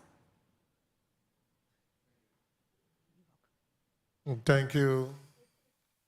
Thank you, Senator Francis. And the commission is supposed to be looking at all of these different options. And the commission is supposed to be the driving force behind all of this. We can't be paying out stipends in the hundreds and thousands of dollars, and you don't have any decision as to how you're going to make the industry better. You know, that just doesn't make any sense. You can't consistently be submitting for stipend, and we're at a standstill. Senator Blythe, in 3 minutes. Thank you, Mr. Chair. Good afternoon to my colleagues again. Good afternoon, Acting Executive Director Gumbs, and to all the testifiers. And thank you so much for your testimony. Thank you for your advocacy on behalf of the taxi drivers. This is personal for me because my dad been a taxi driver all his life. He was a breadwinner, and I rode on with him many times in his van at the time. So I am vested when it comes to taxi drivers. And I must say, as my colleagues, the chair stated, I don't know about Uber or Lyft. No, we can't have that here because we don't need a study, because we know what the outcome is going to be. It's going to be many small business owners, taxi drivers, you know, having issues in terms of challenges, losing their businesses, etc. So that's a no start for me.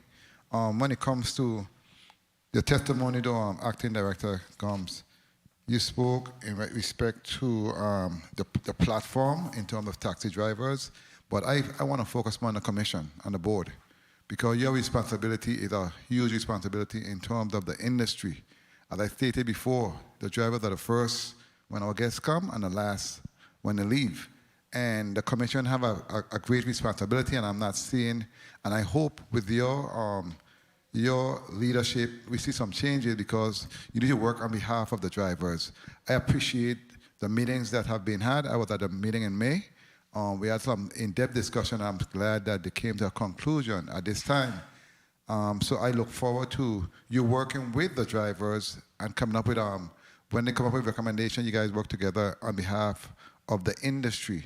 I must say that in terms of the different taxi associations, especially in the St. Thomas and Down district, they are very engaged and involved, and they, honestly, I see them working more together as of late, and I appreciate that because for years I've been meeting with them in town hall myself, 1 minute. with other individuals in terms of them working as one, because I know at the time when they were water taxi back then, I spoke to them working together in terms of doing their own thing and controlling that industry.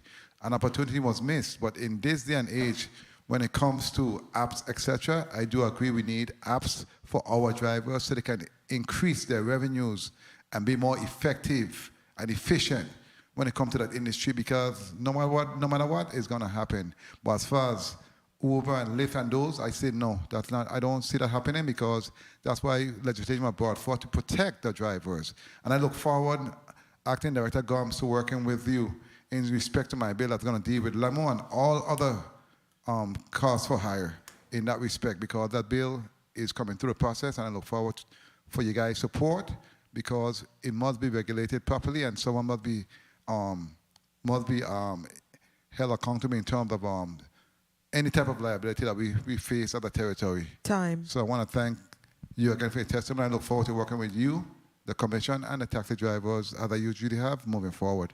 Thank you so much, Mr. Chair, for the time. Thank you, Senator Blythe and Senator Carrion. Good afternoon to the team here testifying. 17 years is clearly a long time. A very long time with the cost of inflations, increase in fuel price.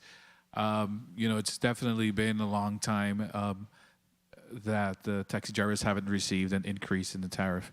Acting Director Gumbs, do you consider legislation, do you consider the legislature should codify when these evaluations should be done for tariff increase, or you think it should be internally part of your internal policies and procedures? I think it should be part of our internal policy and procedures. And just share a little bit with me, currently, what's the process for an increase?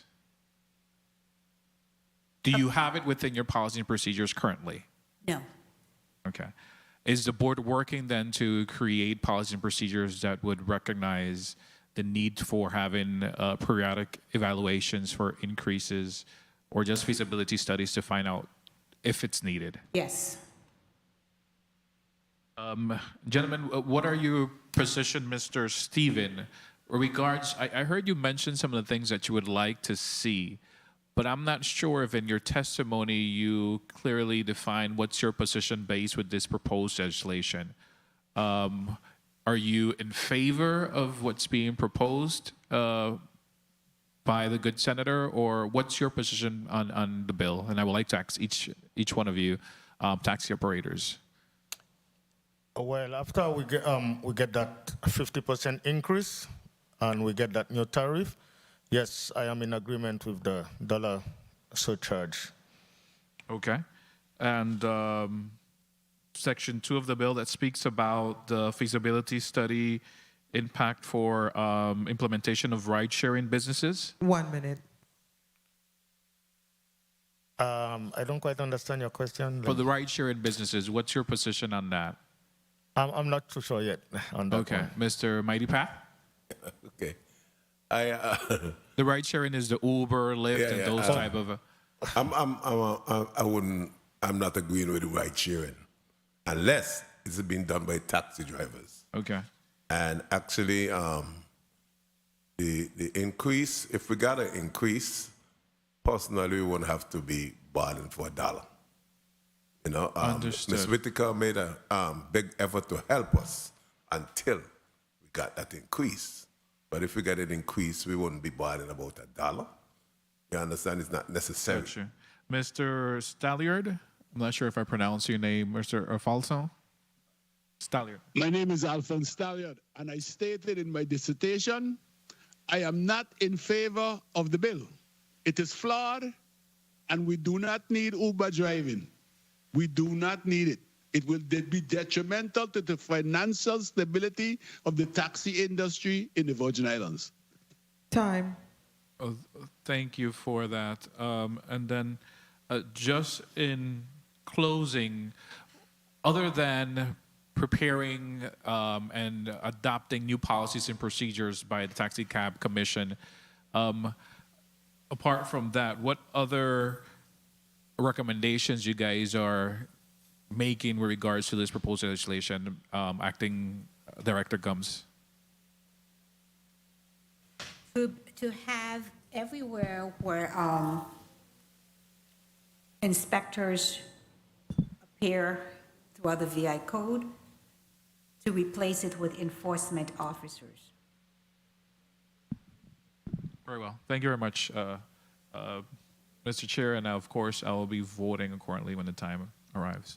Thank you, Senator Carrion. Senator Whitaker, point of information. Point of information. Thank you, Chairman.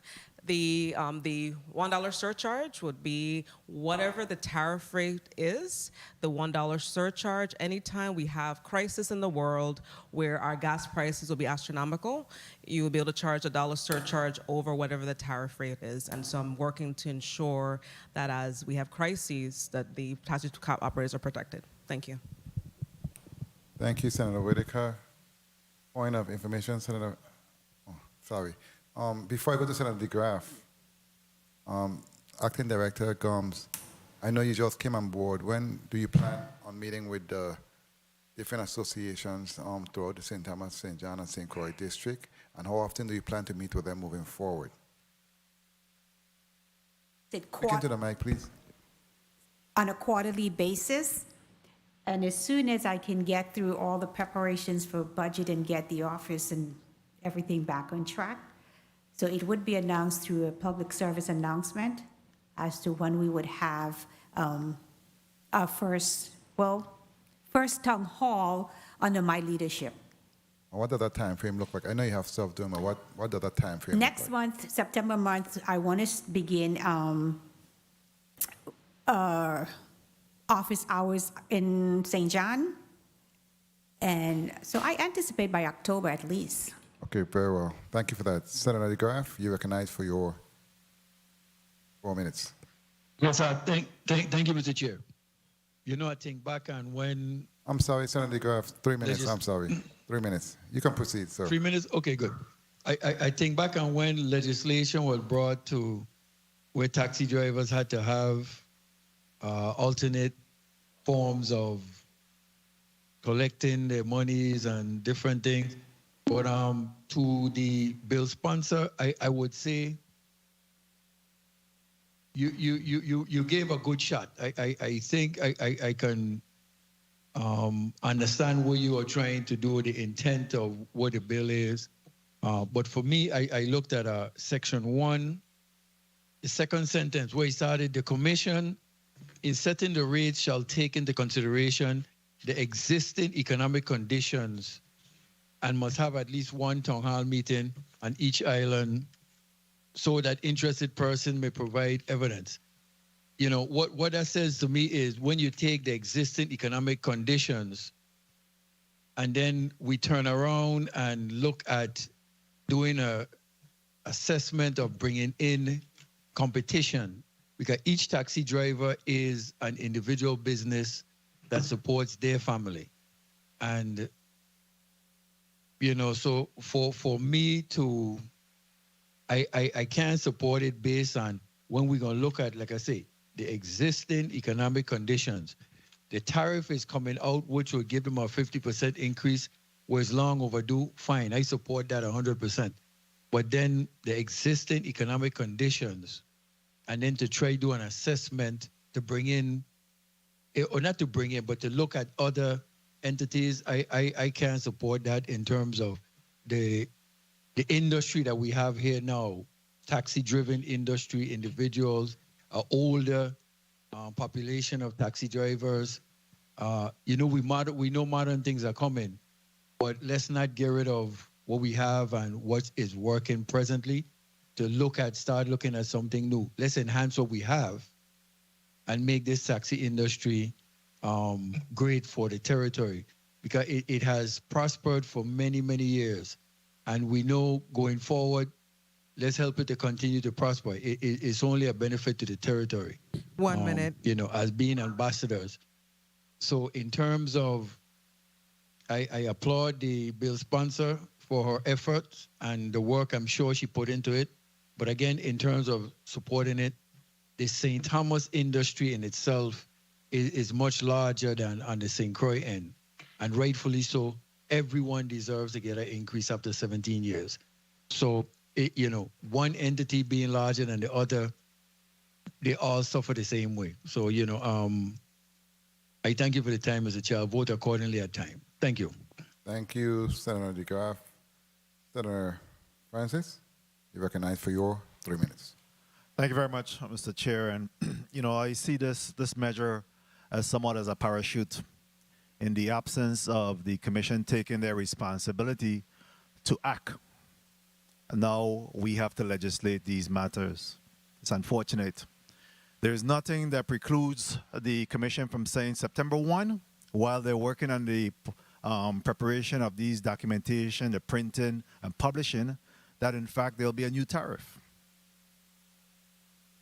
There's nothing that precludes them from doing that. In the absence of that, now we're trying to create a parachute to try to support our small businessmen, our taxi drivers. It's unfortunate.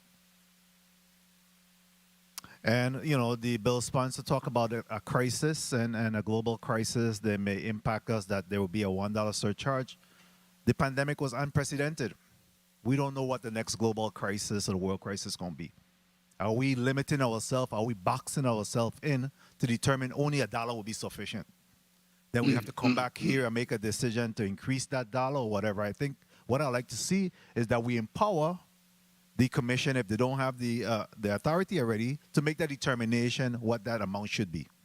You know, I don't believe that we want to limit ourselves to $1 because $1 could be insufficient.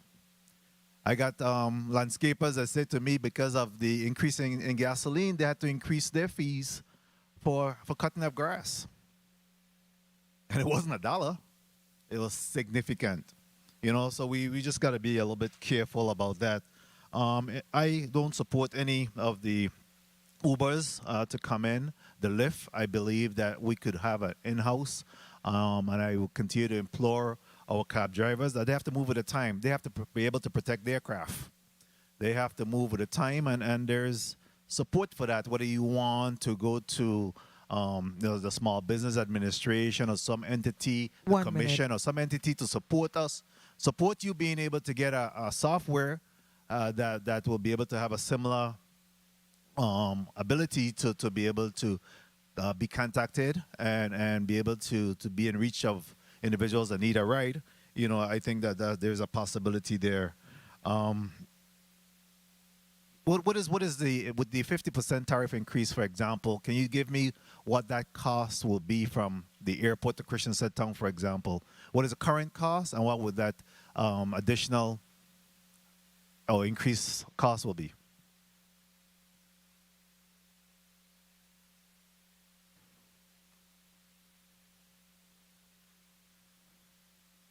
Timekeeper, please hold my time while the good acting executive director looks for that number.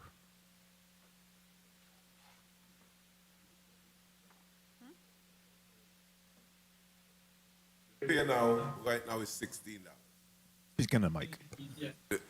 The fee right now is $16. So you add another $8 to that, so it'll be $24, right?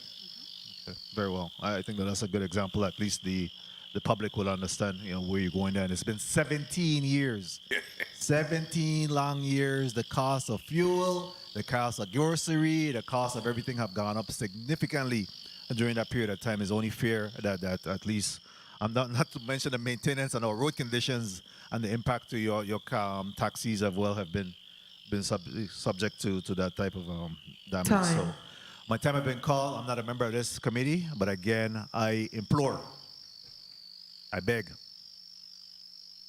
the Commission, do your job, take action so that we don't have to create parachute legislation and put the senators in this predicament. Thank you very much, Mr. Chair, for the time. My apologies. That's okay. Thank you, Senator Francis, and you are correct in respect to taxi business in terms of their business, the cost of doing business have increased. The investment in the vehicle in terms of maintenance, tires, and other routine maintenance, so it has increased dramatically. So it's understandable in terms of the tariff.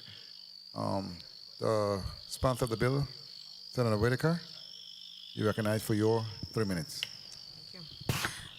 Thank you, Chairman, and good afternoon to you. Good afternoon to my colleagues.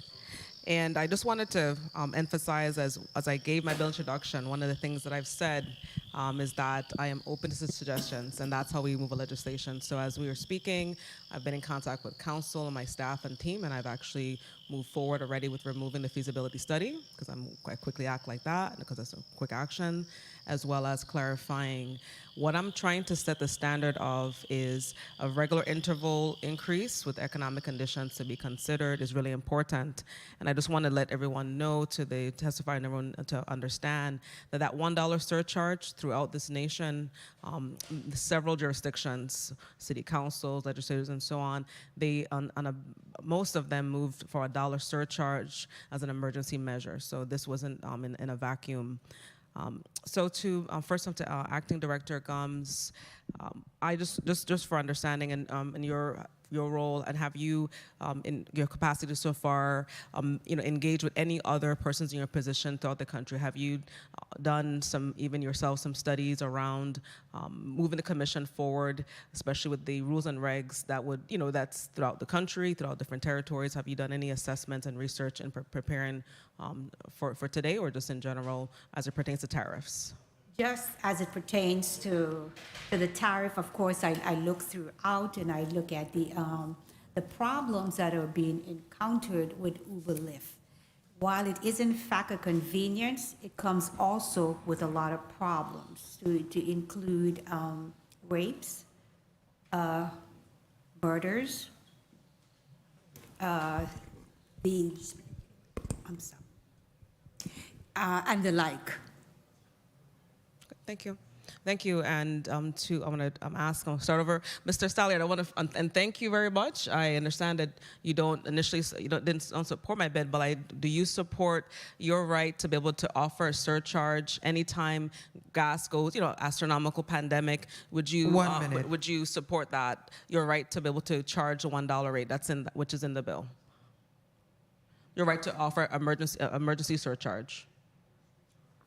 The emergency surcharge sounds good, but based on my interpretation of the situation, gas don't usually raise that much. It raises about 25 cents probably every year or so, but this was what you call the pandemic caused a real big surge in the price of gas, and I think we should take that into consideration when we decide to deal with a surcharge, because the surcharge should not only encompass gasoline, it should encompass labor and parts. Thank you for that. And just to highlight, Mr. Stalliard, it's actually the 50% of the current gas rates, and that's the analysis, not that.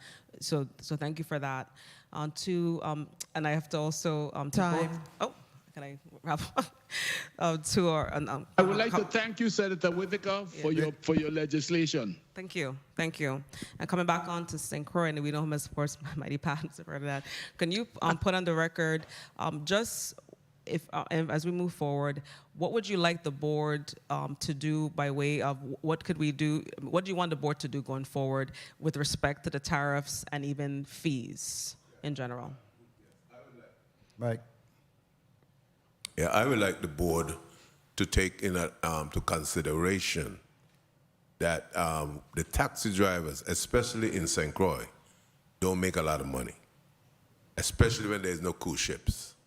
And these raising of fees that they do so regular, they need to stop it. It needs to be stopped. Look, for instance, if I am late when paying my lease, it's a $300 late charge. That's the worst I ever seen in my history. There's no place in the world where you charge me $300 for late charge, plus $50. It's ridiculous. And this is done not by Ms. Gumbs, but it's been done all the time. Ms. Gumbs just come in, so she's seen these things here. She should regulate them and say, look, this is ridiculous. there's a lot of things that Ms. Gumbs will need to do to help the poor taxi $300. drivers them with the wickedness, what they're doing to us. And there's sometimes 3 times a year, they raise our fees. You understand? And actually, we're not making any money in St. Croix. I mean, the St. Thomas drivers, they make a little more money than us, but at the same time, all taxi drivers are one. You know, so when you're going to be raising our fees and raising the fees in St. Thomas, St. John's, you must look at the actions and the situations that the taxi driver are in before you jump up on the price and raise the fees on us. We have family to feed, not the taxi commission alone, and that's all I'm saying. I mean, we need, and then there's a lot of time when I think that the Senate should be taking charge of a lot of stuff that the taxi are doing because they're not moving fast enough. Like, suppose Senator Whitaker then decide, look, let's help these taxi drivers. We'll get help for the next 10 years, starting with Ms. Smith. And when the senator came to the meeting and saw what was going on and put her input along with this, with our senator here too, he sent people to watch what's going on and decide to help us. The board would have done nothing whatsoever to help us. And that is the truth. It's happening from a long, long time. That's the reason why, for 17 years, we didn't get a raise. The board is just interested in their self. You understand? So that have to stop. Thank you. Thank you, and of course my time was on call, but I want to really thank you and the taxi operators for your advocacy, and to my colleagues, I'm again asking for your support for this measure. As we know, the process is when we hear testimony, we vet it out ahead of the hearings, during the hearings, and I'm simply humbly asking for my colleagues to move the measure forward. The amendments already have been submitted, as well as in consideration and moving forward to move the measure forward. Thank you very much, Chairman. Thank you so much, Senator Whitaker. Acting Director Gumbs, you want to put something on the record? I know Senator Vaile was trying to get the attention of council to clarify whether or not the Senate needs to approve the tariff. I'm not sure if council came on, but... Council is there. Council, you heard the question? Okay, you may respond on the record.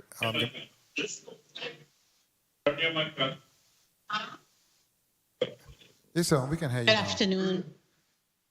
Okay, the Title 20, Section 404 states that the maximum rates to be collected for the service of motor vehicles operated for hire shall be fixed by the Taxicab Commission after investigation and receipt of evidence from any interested parties, provided that rates fixed by law prior to and together with the enactment of this subsection shall apply until and unless changed by the Taxicab Commission. So the Taxicab Commission can, in fact, set the maximum rates for the motor vehicles for hire. Thank you, Attorney. Also, in Section 405, it has certain rates that have been listed there, but the legislature gave the Taxicab Commission the authority to set their maximum rates. Thank you so much, Attorney Sekuso, Legal Counsel. So, Acting Director Gumbs, it is clear, and you're clear in terms of your marching orders, what you can and cannot do. And I believe that you have heard the cry of the taxi drivers, and I look forward, like I stated before, to working with you and all parties concerned. I am going to give you 30 seconds to make a closing statement before we take a break. Thank you, Senator. And I wanted that put on record for the clarification of Mr. Ferdinand, so he could understand that the tariff don't need to come before the Senate for its final approval. It's already finalized by the board, and it's just waiting to come back from the printer so it could be placed into circulation. So I want to thank Chairman Vaile and all the senators here today and Senator Whitaker, to you for putting your bill so that you could hear testimonies from concerned taxi drivers and the commission as to how they feel about the proposed bill.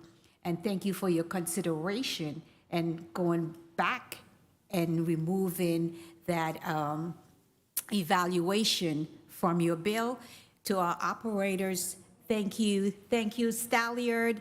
I'm sorry, I was saying John Representative could not be here to put voice their opinions. I know that they sent in some form of testimony, which was not read on record, but together we all will work to overcome challenges that we are having and to improve the taxi industry.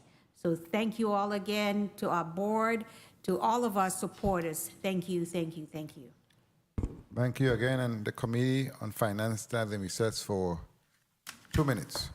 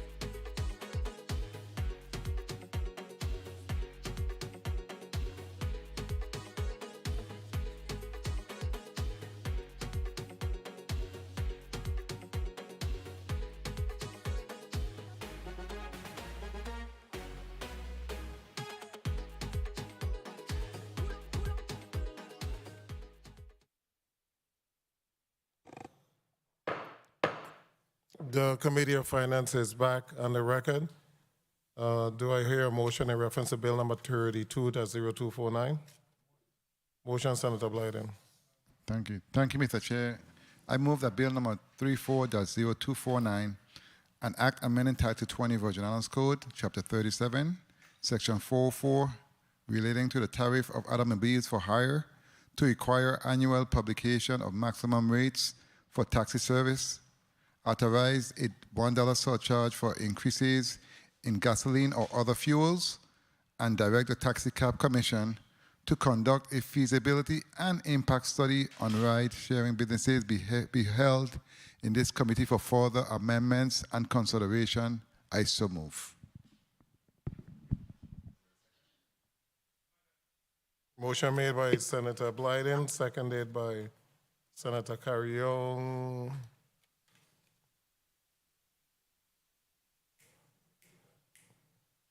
And also, I think, seconded by Senator DeGraff. We will move to roll call.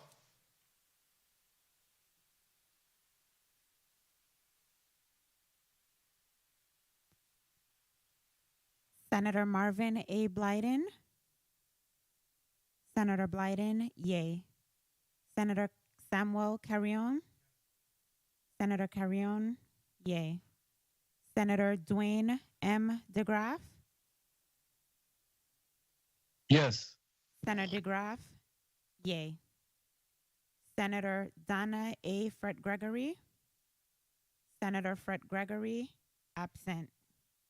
Senator Javan E. James Sr. Senator James Sr., absent. Senator Janelle K. Saro. Senator Saro, yay. Senator Kurt A. VLA. Yes. Senator VLA, yay. Mr. Chair, we have 5 yay, 2 absent. Thank you, Madam Clerk. Bill number 34-0249, an act amending Title 20 Virgin Islands Code, Chapter 37, Section 404, relating to the tariff of automobiles for hire, to require annual publication of maximum rates of taxi service, authorize a $1 surcharge for increases in gasoline or other fuels, and direct the Taxicab Commission to conduct a feasibility and impact study on ride-sharing businesses, has been held in the Committee of Finance at the call of the chair. Let me just explain that the good senator that offered the bill offered it as a result of no increases in tariff and a way to offset the cost for taxi drivers and the high cost of fuel. However, since the bill was drafted, we have learned that there will be an increase in tariff of some 50% that the Taxicab Commission should be implementing by the end of August. And this body did not necessarily want to increase a next fee on top of the increase in tariff, but this will be the first increase that taxi drivers are going to receive in the last 17 years. So we will wait for that process to take place. Our colleagues will move on to the last item on the agenda. And I will allow those testifiers who testify on behalf of the commission and Ms. Gumbs, you're dismissed, and we thank you for your testimony. So the last item on the agenda will move to Madam Clerk. Please read the last item on the agenda.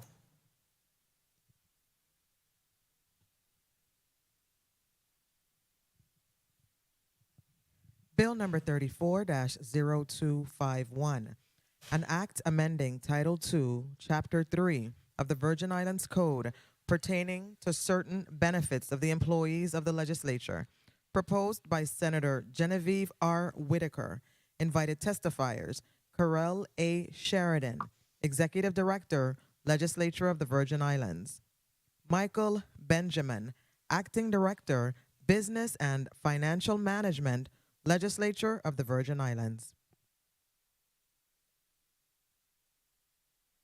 Thank you, Madam Clerk. Who speaks to this bill?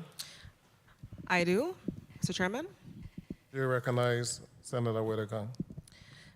Good afternoon to you, Chairman. Good afternoon, colleagues. Good afternoon to the staff. And good afternoon to our testifiers. And I just wanted to express that a special thank you to two of our testifiers, and of course today to the public, just to emphasize the support for the institution.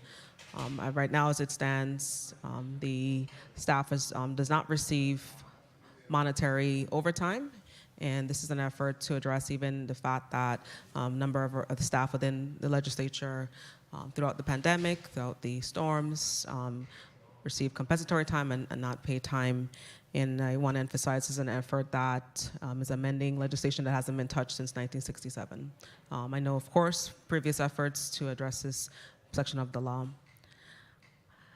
The phrase overtime work exemplifies the excess of 8 hours per day or 40 hours per week. Then it's calculated to give an employee greater compensation. In some instances, working overtime can come across as to the majority as more work and added time.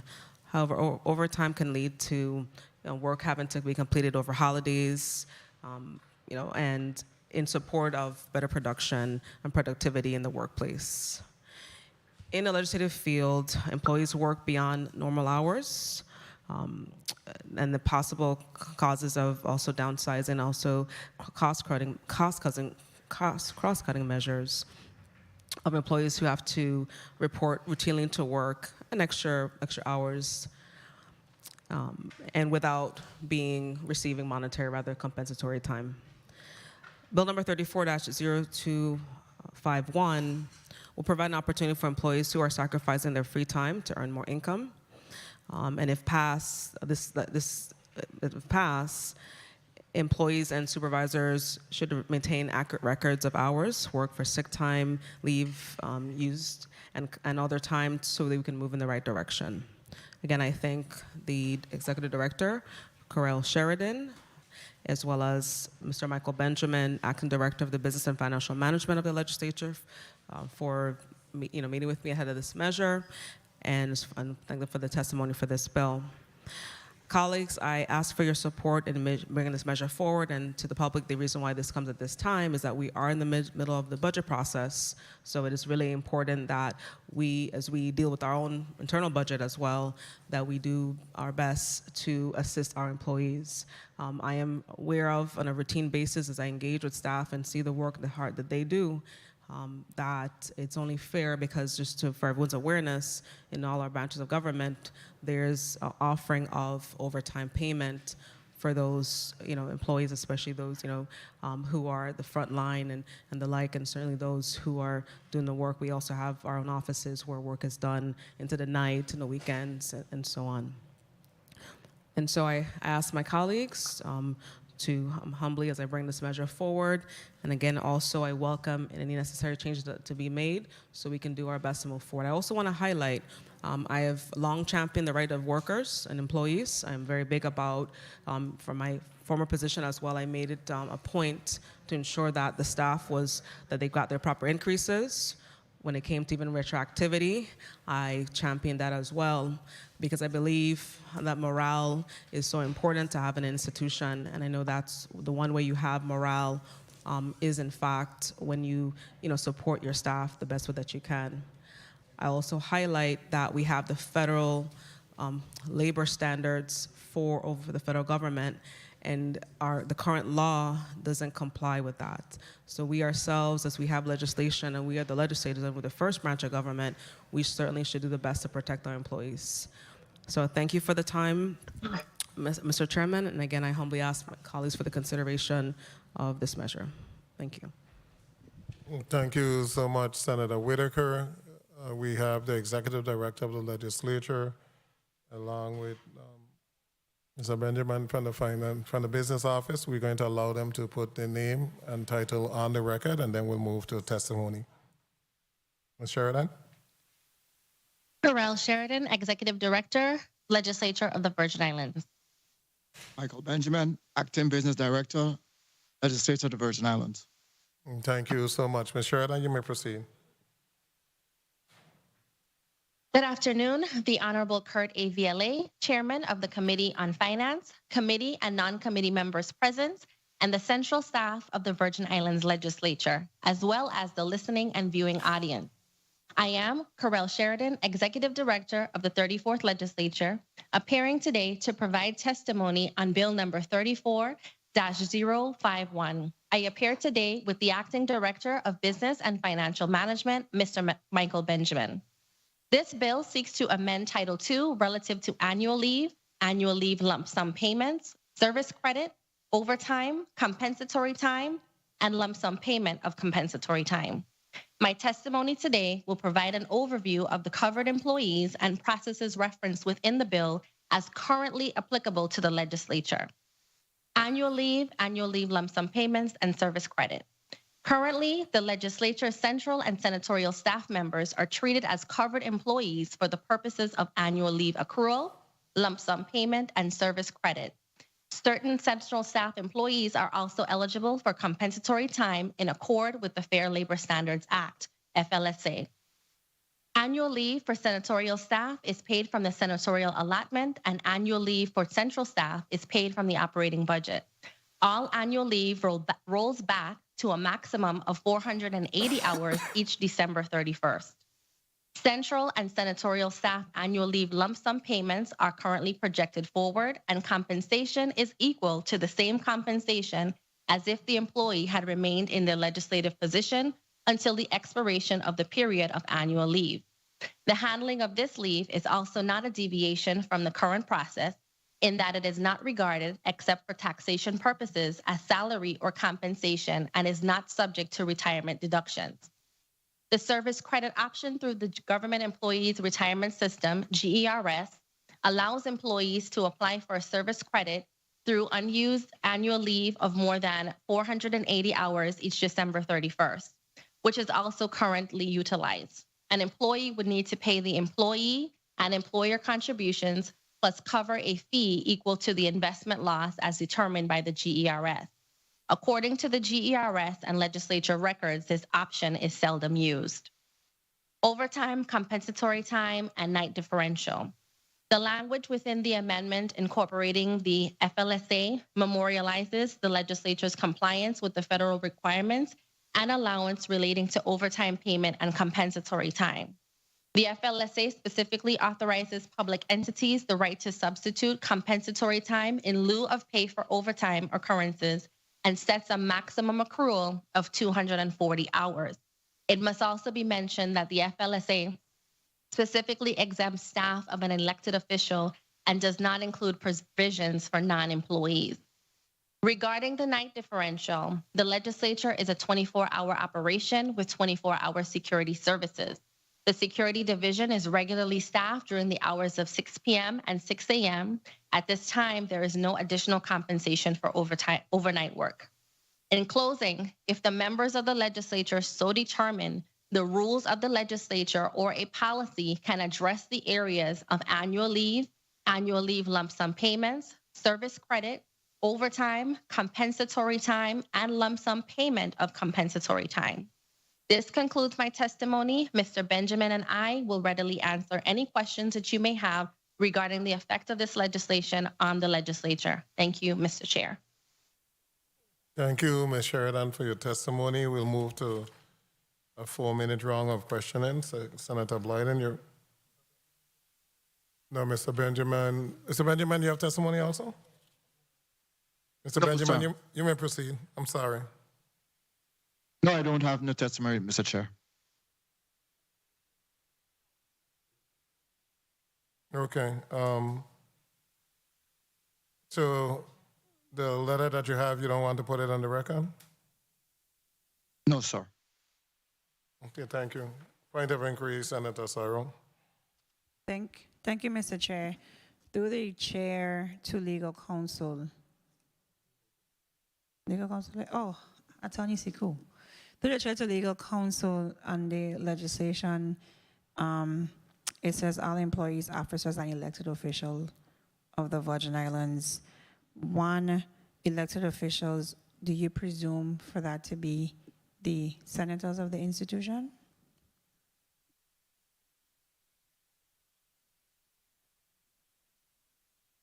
Through the chair to Senator Sorrow, yes. Okay, now the second portion I'm asking you through the chair to legal counsel, it indicates accrued annual leave to which the employee, officer, or elected official is entitled.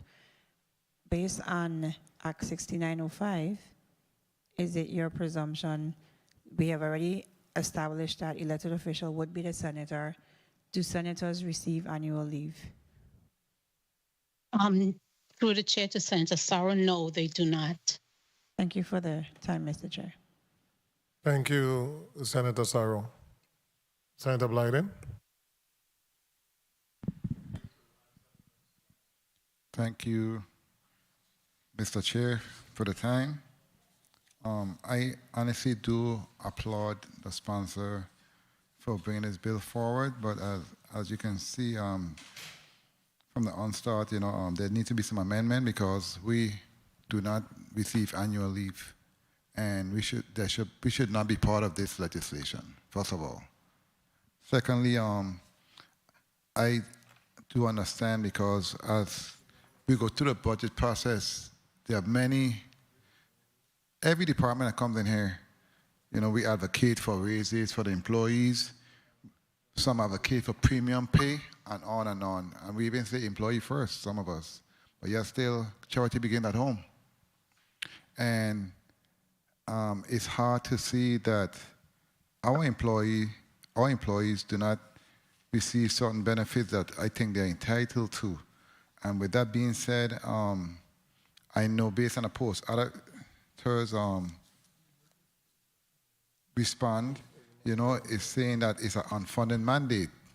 But I know we have had several unfunded mandates that we've tried our best to find the money for, i.e. GRS and other pending issues. And I believe our employees are the most important individuals that work here in this institution because they're the ones that assist us in carrying out our duties. So I will listen to the debate and I'll vote accordingly. Thank you so much, Mr. Chair, for the time. Thank you, Senator Blyden. Senator DeGraff. Thank you, Mr. Chair. Good afternoon, colleagues. Good afternoon, testifiers. I ain't gonna fumble with words. I ain't gonna flinch. I vote yes, but I have an amendment to put in to remove the senators, remove the elected officials. I don't believe when we get elected by the people, we need to accumulate annual leave. Remove that. The situation in regards to the legislative employees, this first branch of government could do it. It's just now we just got to find the funding for it. So let's not fumble with the words, so I support it. And if I could get an amendment out to remove the elected officials, I go that route. So again, I ain't gonna fumble, but it's so good to see the executive director and Mr. Benjamin here before us, especially during budget hearing. Boy, we should have had a budget for the legislature one time to address. We'd have fixed this one time in a budget hearing and not have to bring it before this committee. They would have come before us. We'd have put out all of these things on the table.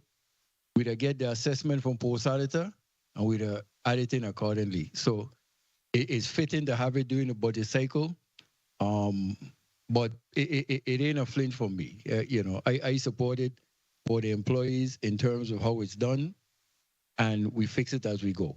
But exempt employees, elected officials, again, I don't support the elected officials getting it. We are put here by the people, and when the people decide to get rid of us, boom, that's it. We get rid of us. They're paying us a salary.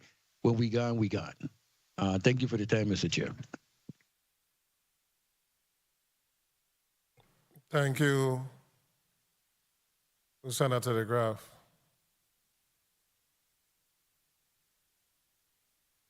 Senator Karung, you're recognized. Thank you, Mr. Chair, and good afternoon again to everyone. Clearly, every worker is entitled to their pay, and I think it's important, just as we do advocate for other departments and agencies, like some of my colleagues mentioned, to ensure that they get their pay increases, to ensure that they receive their premium pay and other benefits that are allotted to them and they're entitled to. I think it's important also that those that are employed by this body, at this institution, the first branch of government, also is fitting to receive what is due to them. I do have some questions and concerns. There are some amendments that clearly are necessary, as the good senator from St. Thomas, Millennial, was able to point out through legal opinion presented by our attorney that we have on the floor regards to the senators and how we don't receive annual leave. But let me ask you, Director, have you projected what the costs would be? Can you clarify, you projected for annual leave for elected officials? No, for general, for your staff, if for overtime, what would that projection would look like, differential pay for those that work in the night and so forth. So I would like to hear some of those numbers, if this is enacted, what those projections would be. Okay, so we project the night differential to cost on an annual basis approximately $38,000. We looked at the average salary of our security guards and enforcement officers based on the 10% threshold and the 6 p.m. to 6 a.m. I'll let Mr. Benjamin speak to overtime projections. Good afternoon, Senator. Good afternoon. Right now, currently, our projected, on average, we average about $16,000 in overtime pay. Overtime pay will only consist of those security guards who work on holidays, which will consider holiday pay. So that's the only overtime we're paying currently in the legislature over the last, I would say, 10 years. Yeah, but we're, the intent of this proposed legislation then speaks to employees, I guess, who instead of receiving comp time to receive overtime. So are there any general projections of what that cost would be to legislature? I mean, we have the presentation from a post audit, which is said, you know, it's not where the funds will come from, but I would like to hear what those numbers would be. To answer your question, Senator, currently at this date right now, it would be about $45,000 on an annual basis for if you had to rate the comp time with overtime. Very well. Two divisions that we are currently tracking with that accumulate the most comp time is the transportation division and the security division. Thomas, the security division is at 20,000. On St. Croix, it's at 15,000. Transportation on St. Croix is at 6,000. On St. Thomas is at 5,000.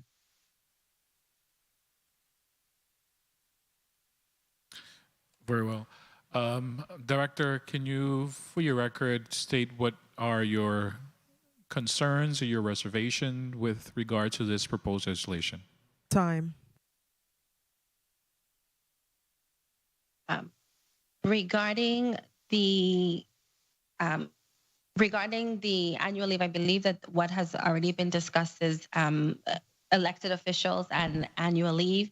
So we didn't go over those numbers. So that would be an additional almost $300,000 cost for the legislature for elected officials to earn annual leave and potentially have an annual leave lump sum payment.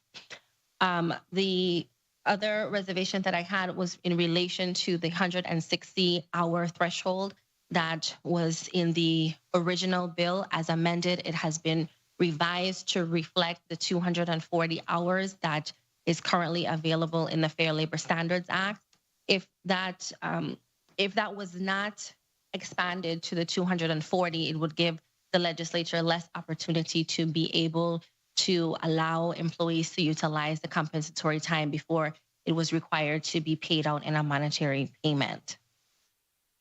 Well, thank you for providing the information, and thank you, Mr. Chair, for leniency, and I will be voting accordingly at the appropriate time. Thank you very much.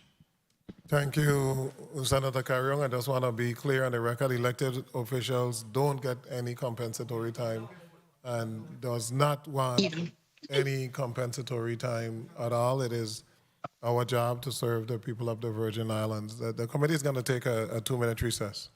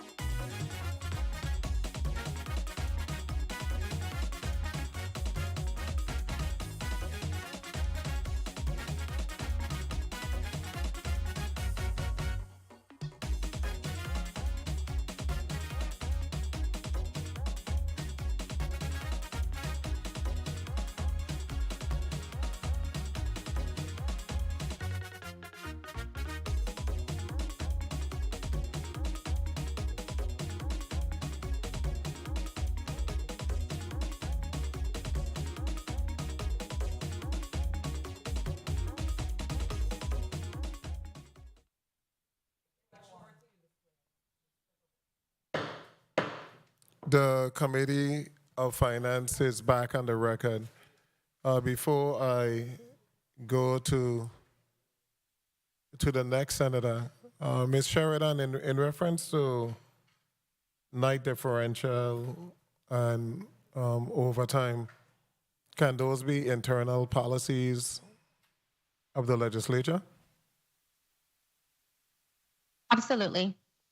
So if the executive director or the legislature wants to implement a night differential, now we do have the power and authority to implement a night differential. Yes, you can implement a policy that would be approved by the president, and a policy can be issued in that regard. Is there any movement in such a policy being developed for night differential that don't need to be legislated? That's certainly something that can happen. The 34th has already introduced several initiatives to be able to recruit and retain, especially in the security division. We have increased base pay for entry-level enforcement officers, as well as we also have recruit pay for our security guards who are in the police class. So we have made steps in that direction, and I am certain that night differential or other methods to recruit and retain would also be supported. And that would be the same in terms of overtime? That's correct. We do have to comply with the Fair Labor Standards Act. That is a requirement by the federal government that is currently in place now. We have some work to do in that regard. And I must say that we have reduced the overtime and compensatory time balances for, especially in the transportation division. The transportation division has done an excellent job with flexing their hours when there are no meetings, during Christmas season, during the NCSL week when there are no meetings. We make sure that the staff is able to then be able to utilize their compensatory time. We've done that in public affairs as well, when we have meetings that start later in the day and not required our public affairs staff to be here in the morning, but just 1 hour prior to the meeting. So we have done significant work in reducing that. You'll see that the compensatory time balances in the 34th are much lower than in previous legislation. And we have a policy for compensatory time? There is a draft policy for compensatory time that we can finalize that encompasses all of the requirements from the federal government with the FLSA. Okay, thank you so much. Point of inquiry, Senator Blyden. Thank you, Mr. Chair. Edie, good afternoon to you. Let me ask, can you further clarify, because I know we're speaking mostly to transportation and security, public affairs, is there anything in the works in respect to overtime for our public affairs division? Because without them, we really cannot exist. Is there anything in motion for them? They currently accumulate compensatory time. So if there is a policy that requires us to pay it out after a certain period of time, they would be included in that policy, because they are one of the divisions that accrues compensatory time currently. Which is overtime, correct? No. Because you say if there's a policy There's no division that... One moment. You're speaking to compensatory time. I'm speaking to include overtime. Is there anything in the works in that respect? If that is the decision of the body that there will be an overtime payment ahead of the 240-hour FLSA required overtime payment, then they would be included in that. Okay, very well. Thank you so much. Thank you so much, Senator Sarah. You recognize. Thank you, Mr. Chair. Good afternoon.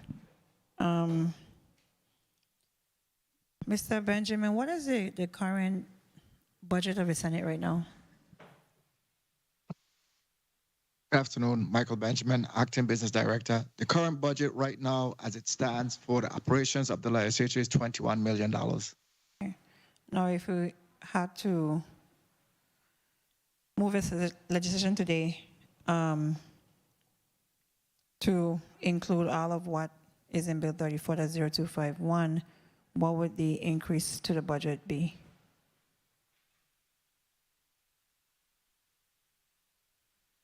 We're looking at about another $2 million, Senator. So we'll need a budget of $23 million. For operations, correct. Okay. And this includes the overtime payment for our media team, our legal counsel, the reporters, what's not? Senator, as we discussed, the bill really does not speak to those other divisions. It only speaks to the two divisions, which was transportation and security.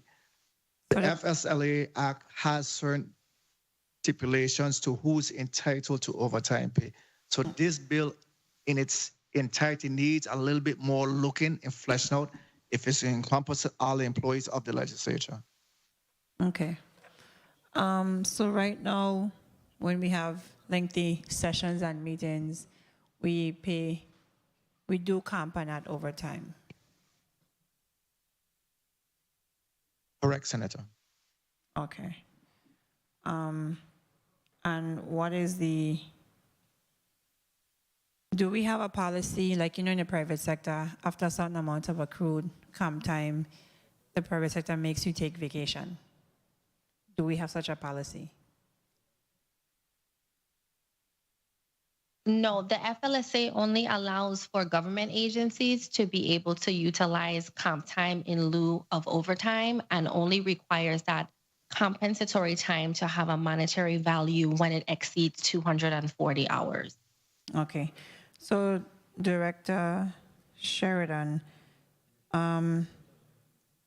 if implemented, if you work, you should be paid. Let me put on the record. If you work, you should be paid.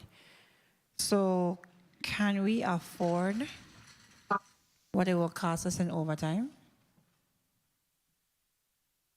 if we had to pay overtime? Director, you thinking? We would need to adjust the operating budget of the legislature in order to ensure that we have the financial ability to meet the overtime payment if we were to exceed the 240 hours. So if we wanted to do where we had a direct overtime payment and did not implement any level of compensatory time, then we would definitely need sufficient liquidity to be able to do so. Okay. Which we currently do not have and could not absorb in our current budget. So at this time, it's an unfunded mandate. Given our current budget, yes. Okay. Lastly, was there any collaboration between your office, the business office, and the bill sponsor in crafting this legislation? In crafting, no. We met one time this week. So no input prior to? There was no input prior to, no. Time. Thank you for the time, Mr. Chair. Thank you, Senator Sarah. Point of information, Senator Whitaker. Thank you. Point of information, I did have a series of meetings with Mr. Michael Benjamin as I was asking, seeking information of the amount of compensatory time for the staff. And so I just want to put that on the record. And then we held a meeting to go over to ensure because one of the things that the biggest concern here is that our current law, as it stands, is violating the federal law, and we want to make sure that our employees of the legislature, the employees, those individuals, central staff, and those frontline individuals receive their overtime. So I just want to make sure that I put on the record that we did have meetings, and I thank the ED and Mr. Benjamin, because several weeks ago, as I was crafting a measure, they did provide the compensatory time balances to the office. So it wasn't just it was a meeting ahead of today's hearing, which is on my bill review session, where we went over the measure to clarify language. But leading up to today, there were meetings with Mr. Benjamin, for which Ms. Sheridan was included in those emails as we got the information for the amount of compensatory time. And I've asked several times about the costs, and today I'm learning about the costs. Thank you. Thank you, Senator James. James, you recognize. Thank you, Mr. Chair, for the time. I think we made history in the Virgin Islands, especially when, as me as a senator, I never had to question the legislature before. My question to whoever can answer this, as far as the law enforcement officers, in every line of duty when it comes to law enforcement officers, if I'm not mistaken, someone can correct me, there's nothing such as comp time. And in this life, all we have is time, and you have to respect people for their time, especially individuals who are tasked with the responsibility of having to stay up all night and securing the premises. So as far as the law enforcement officers, I know we're speaking about bill number 34.0251, in which I really don't have much comments. I will vote accordingly. But as far as our law enforcement officers, do you have any consideration before revisiting how we compensate our law enforcement officers when it comes to overtime?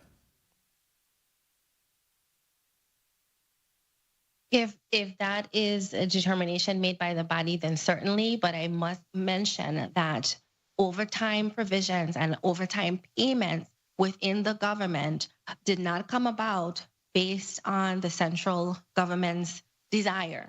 Came about from union contracts that stipulated that overtime payments must be made. Okay, thank you for placing that on the record. If I asked this question and it was answered before, I apologize because I was in another meeting. As is, do you stand in support of 34.0251?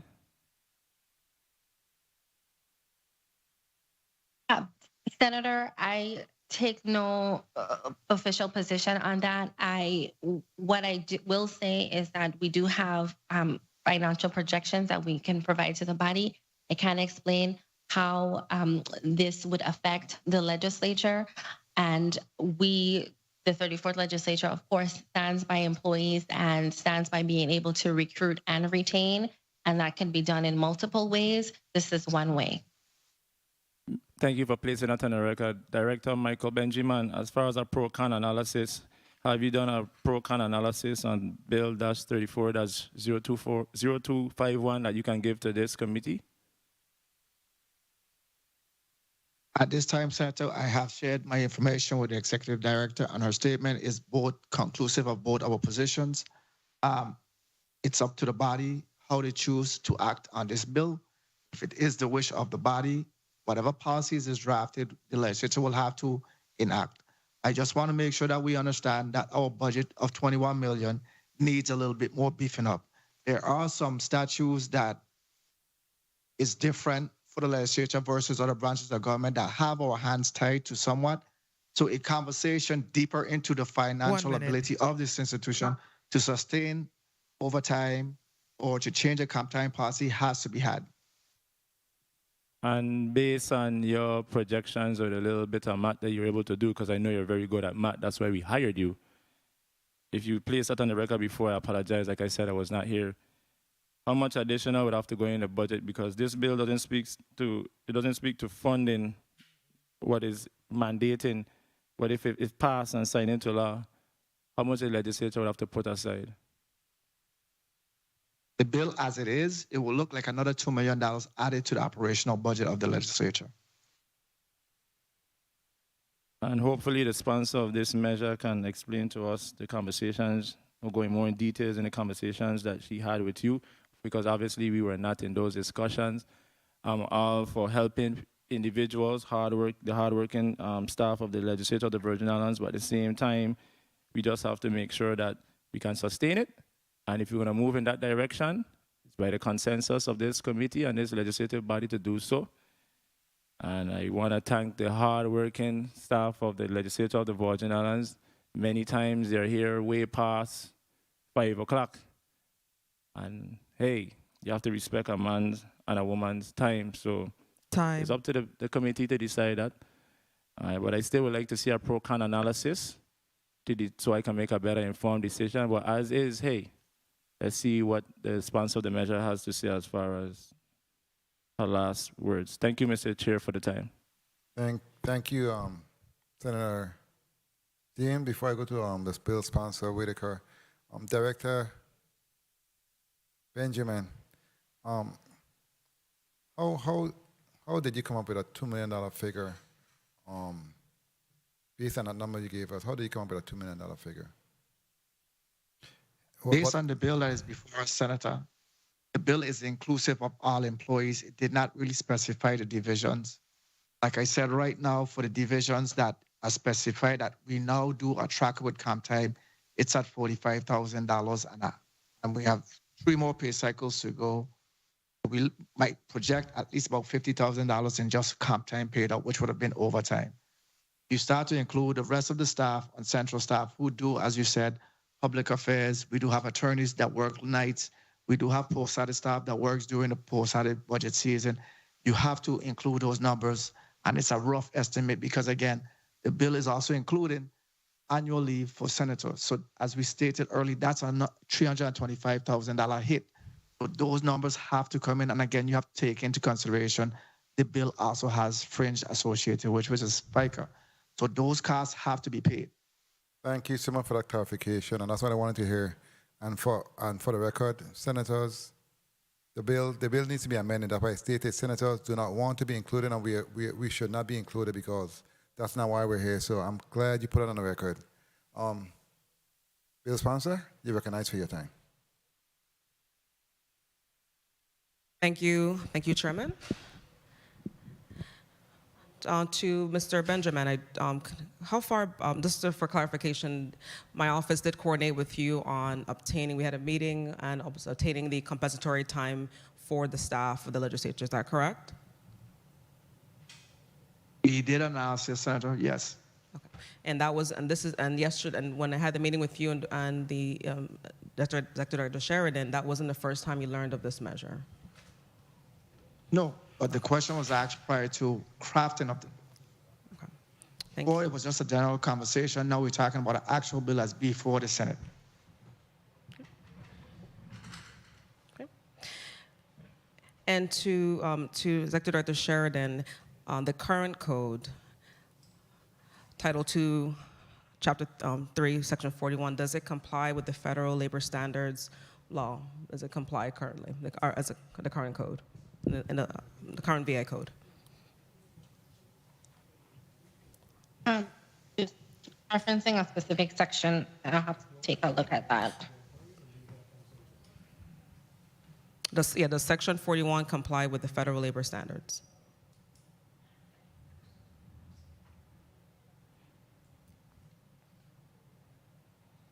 If it could hold my time while she's looking, please. You are referring to the annual leave payout? No, Section. In regard to the annual leave payout? Chapter 3, Section 41, and its in entirety. Well, the coverage for employees would need to be more expansive. That is correct. All administrative and clerical employees would need to be expanded because that would not be inclusive of everyone who would be covered under the FLSA. So it's just a yes or no. It's a yes or no. Is it complying with the federal law right now? Just a yes or no. It's either it isn't or is it not? It's not contrary in that it includes administrative and clerical. However, yes, the language needs to be expanded because additional employees would be entitled according to the FLSA. Yes. And back to Mr. Benjamin, the annual leave, discussion was as pertaining to the allotments. Am I correct? Annual leave. I expand on your question, Senator. The annual leave, annual leave discussion was pertaining to the senatorial allotments. Correct? Correct. Currently, we have instituted a policy where any staff of a senator, once they are dismissed, their leave has to come out of their allotment. And we are all of the understanding, including myself, that the senators, and this has nothing to do with senators. Are you of that understanding? This legislation has nothing to do with senators. Correct. Thank you. Because I do want to put out that this has nothing to do with senators. This has to do with the central staff of the legislature, and that specifically, up until the amendment, the statement was every employee, which would include every employee, which does not apply to senators, because senators do not receive compensatory overtime, nor should we. We work 24/7. That's our responsibility. To Executive Director Sheridan, did you have an opportunity to review the amendment do you have an opportunity to review the amendment? Yes. Okay. Would you be able to speak to it? Speak to the amendment as provided as we discussed? The elements of the amendment? Well, I was able to review it, so including just the security division for the night differential and excluding the chief and assistant chief of security, and expanding the threshold to 240 hours, and promulgating rules relating to overtime payments. I have reviewed it. That was provided by your staff last evening. Okay. Thank you. And just in conclusion, Chairman? Okay. So just in conclusion, the effort that I am making, we're going to, with my colleagues' support, move forward with providing all of the employees of the legislature, which include all the divisions that receive time and a half as it's currently written, as well as inclusion and consideration certainly for our staff who works into the mornings, into the nights in providing differential. As I indicated in my bill introduction, I am open to any amendments as we continue this process. I want to thank both the testifiers for their support, because again, leading up to this was obtaining information, going back and forth, getting compensatory time, and today getting more information about the actual numbers of the costs this will be. And again, the timing of this has to do with we're in the middle of the budget season, budget cycle, and we too, as an institution, moving forward with our employees, as we are the first branch of government, also doing the people's business. And just to clarify, and just to make very clear to the public, this is again for the employees of the legislature, and we're doing our best also that we as an institution follow the law, but also bring our statutes up to the federal guidelines and protect our employees. Thank you. No, Senator DeGraff, point of information or? Well, now it's a point of inquiry, sir. Point of inquiry. Mr. Chair. Yeah, thank you. Thank you for the time, Mr. Chair. I'm inquiring about the amendment. I don't have a copy of it. I mentioned that I put in for an amendment to remove elected officials. I don't know, is that in the sponsor of the bill's amendment? So I'd like to first get clarity on that. Does the sponsor of the bill's amendment having to remove elected officials? Because I put in for that. I just want to know. I'm still waiting for that. Through the chair to legal counsel. Chair to Senator DeGraff, the amendment that the executive director was referring to does not bear the initials of the chief legal counsel. So I'm not sure if that was finalized by the legal counsel's office. I do not have a copy of it. And in regards to the amendment that you submitted, I will have to check with the office to see the status of that amendment. Okay, thank you. So just, Mr. Chair, like I said, I'm just buying for some time for my amendment that I put in for to remove the elected officials from that bill. Okay, so I will check with the Thank you. office now. Thank you, Senator DeGraff. Senator Sarro, point. Thank you, Mr. Chair. Director Sheridan, right now, you have the authority to put together a policy to address overtime, comp time, all the times for all legislative staff, correct? That's correct. And that would have to be approved by the president, correct? Correct. Okay. So right now, do you have anything in draft? Do you have anything written that can address this legislation, what it seeks to do? Because not everything has to be legislated. You're the executive director for a reason. So can you create, do you have a policy right now that you have in draft in a file somewhere that we could look at? Absolutely. Okay. And because for all of the topics that have been mentioned, with the exception of night differential. However, again, if it is the desire of the body for a night differential policy to be implemented, one will be drafted. Okay, so that's my point, Mr. Chair, that the executive director is paid well, and she's more than capable, coming from personnel, to craft a policy that would address all central staff, not just security and transportation, but all, because many days our media in that little room by themselves into the wee hours of the morning, along with those in legal counsel and post-audit and everybody else. So I look forward to, I think that we need to mandate that within a certain amount of time, that we receive a policy from the AD's office to the body in addressing the all the concerns here today regarding all staff. Point of inquiry. Point of inquiry. Thank you, Senator Sarro. Point of inquiry, Senator DeGraff. Thank you, Mr. Chair.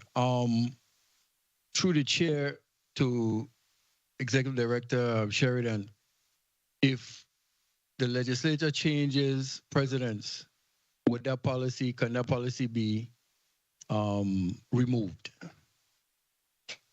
Yes, policies can be changed at the call of the president.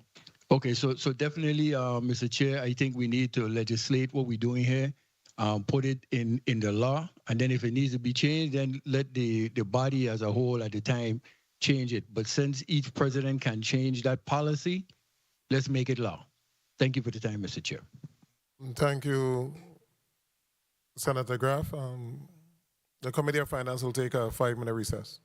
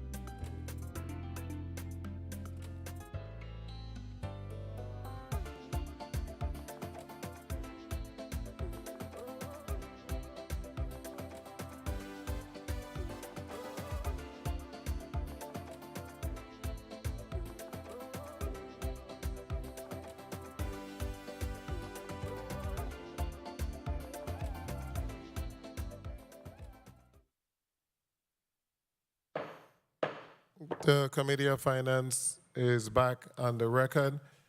We are going to have a motion, and the sponsor of the bill has agreed to amend the bill to make sure that it does not address any elected official or any elected official senatorial staff. This bill is going to be for the employees, and we're going to allow the Office of the Senate President, the Executive Director, to develop a policy in reference to overtime and night differential and compensatory time.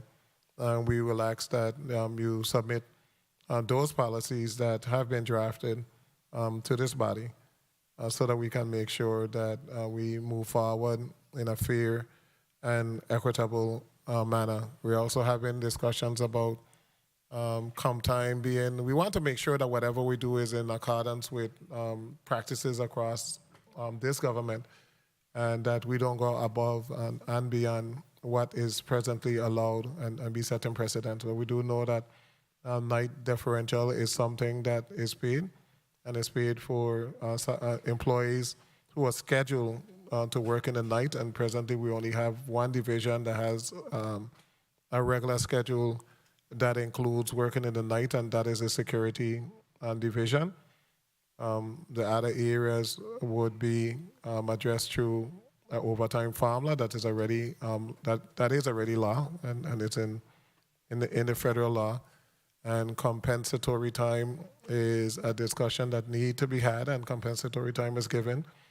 But the discussion of converting compensatory time to or monetizing compensatory time, I spoke to the executive director, and she did have a very good plan in reference to how to utilize compensatory time. So I think this body needs to give the executive director office an opportunity to address the areas that were involved in this bill, with the exception of anything in reference to senators or senatorial staff, because that is going to be totally out. So make sure I said that again, totally out. So we don't want anybody to believe that senators are trying to put in any clause that is going to, I guess, benefit them in any way. So that's going to be out. We're going to have a new bill that would be amendment in the nature of a substitute that would direct I will address the concerns that will be developed by the executive director in terms of how we move forward with those different areas. So we're trying to strike a good balance. So do I hear a motion? Motion, Senator Blyden. Thank you. I move that Bill number 34.0251, an act amending Title II, Chapter 3 of the Virgin Islands Code pertaining to certain benefits of the employees of the legislature be held in this committee for further amendments. I so move. Motion made by Senator Blyden, seconded by Senator Sarah. Roll call. Senator Marvin A. Blyden. Senator Blyden, yea. Senator Samuel Carrion. Senator Carrion, yea. Senator Dwayne M. DeGraff.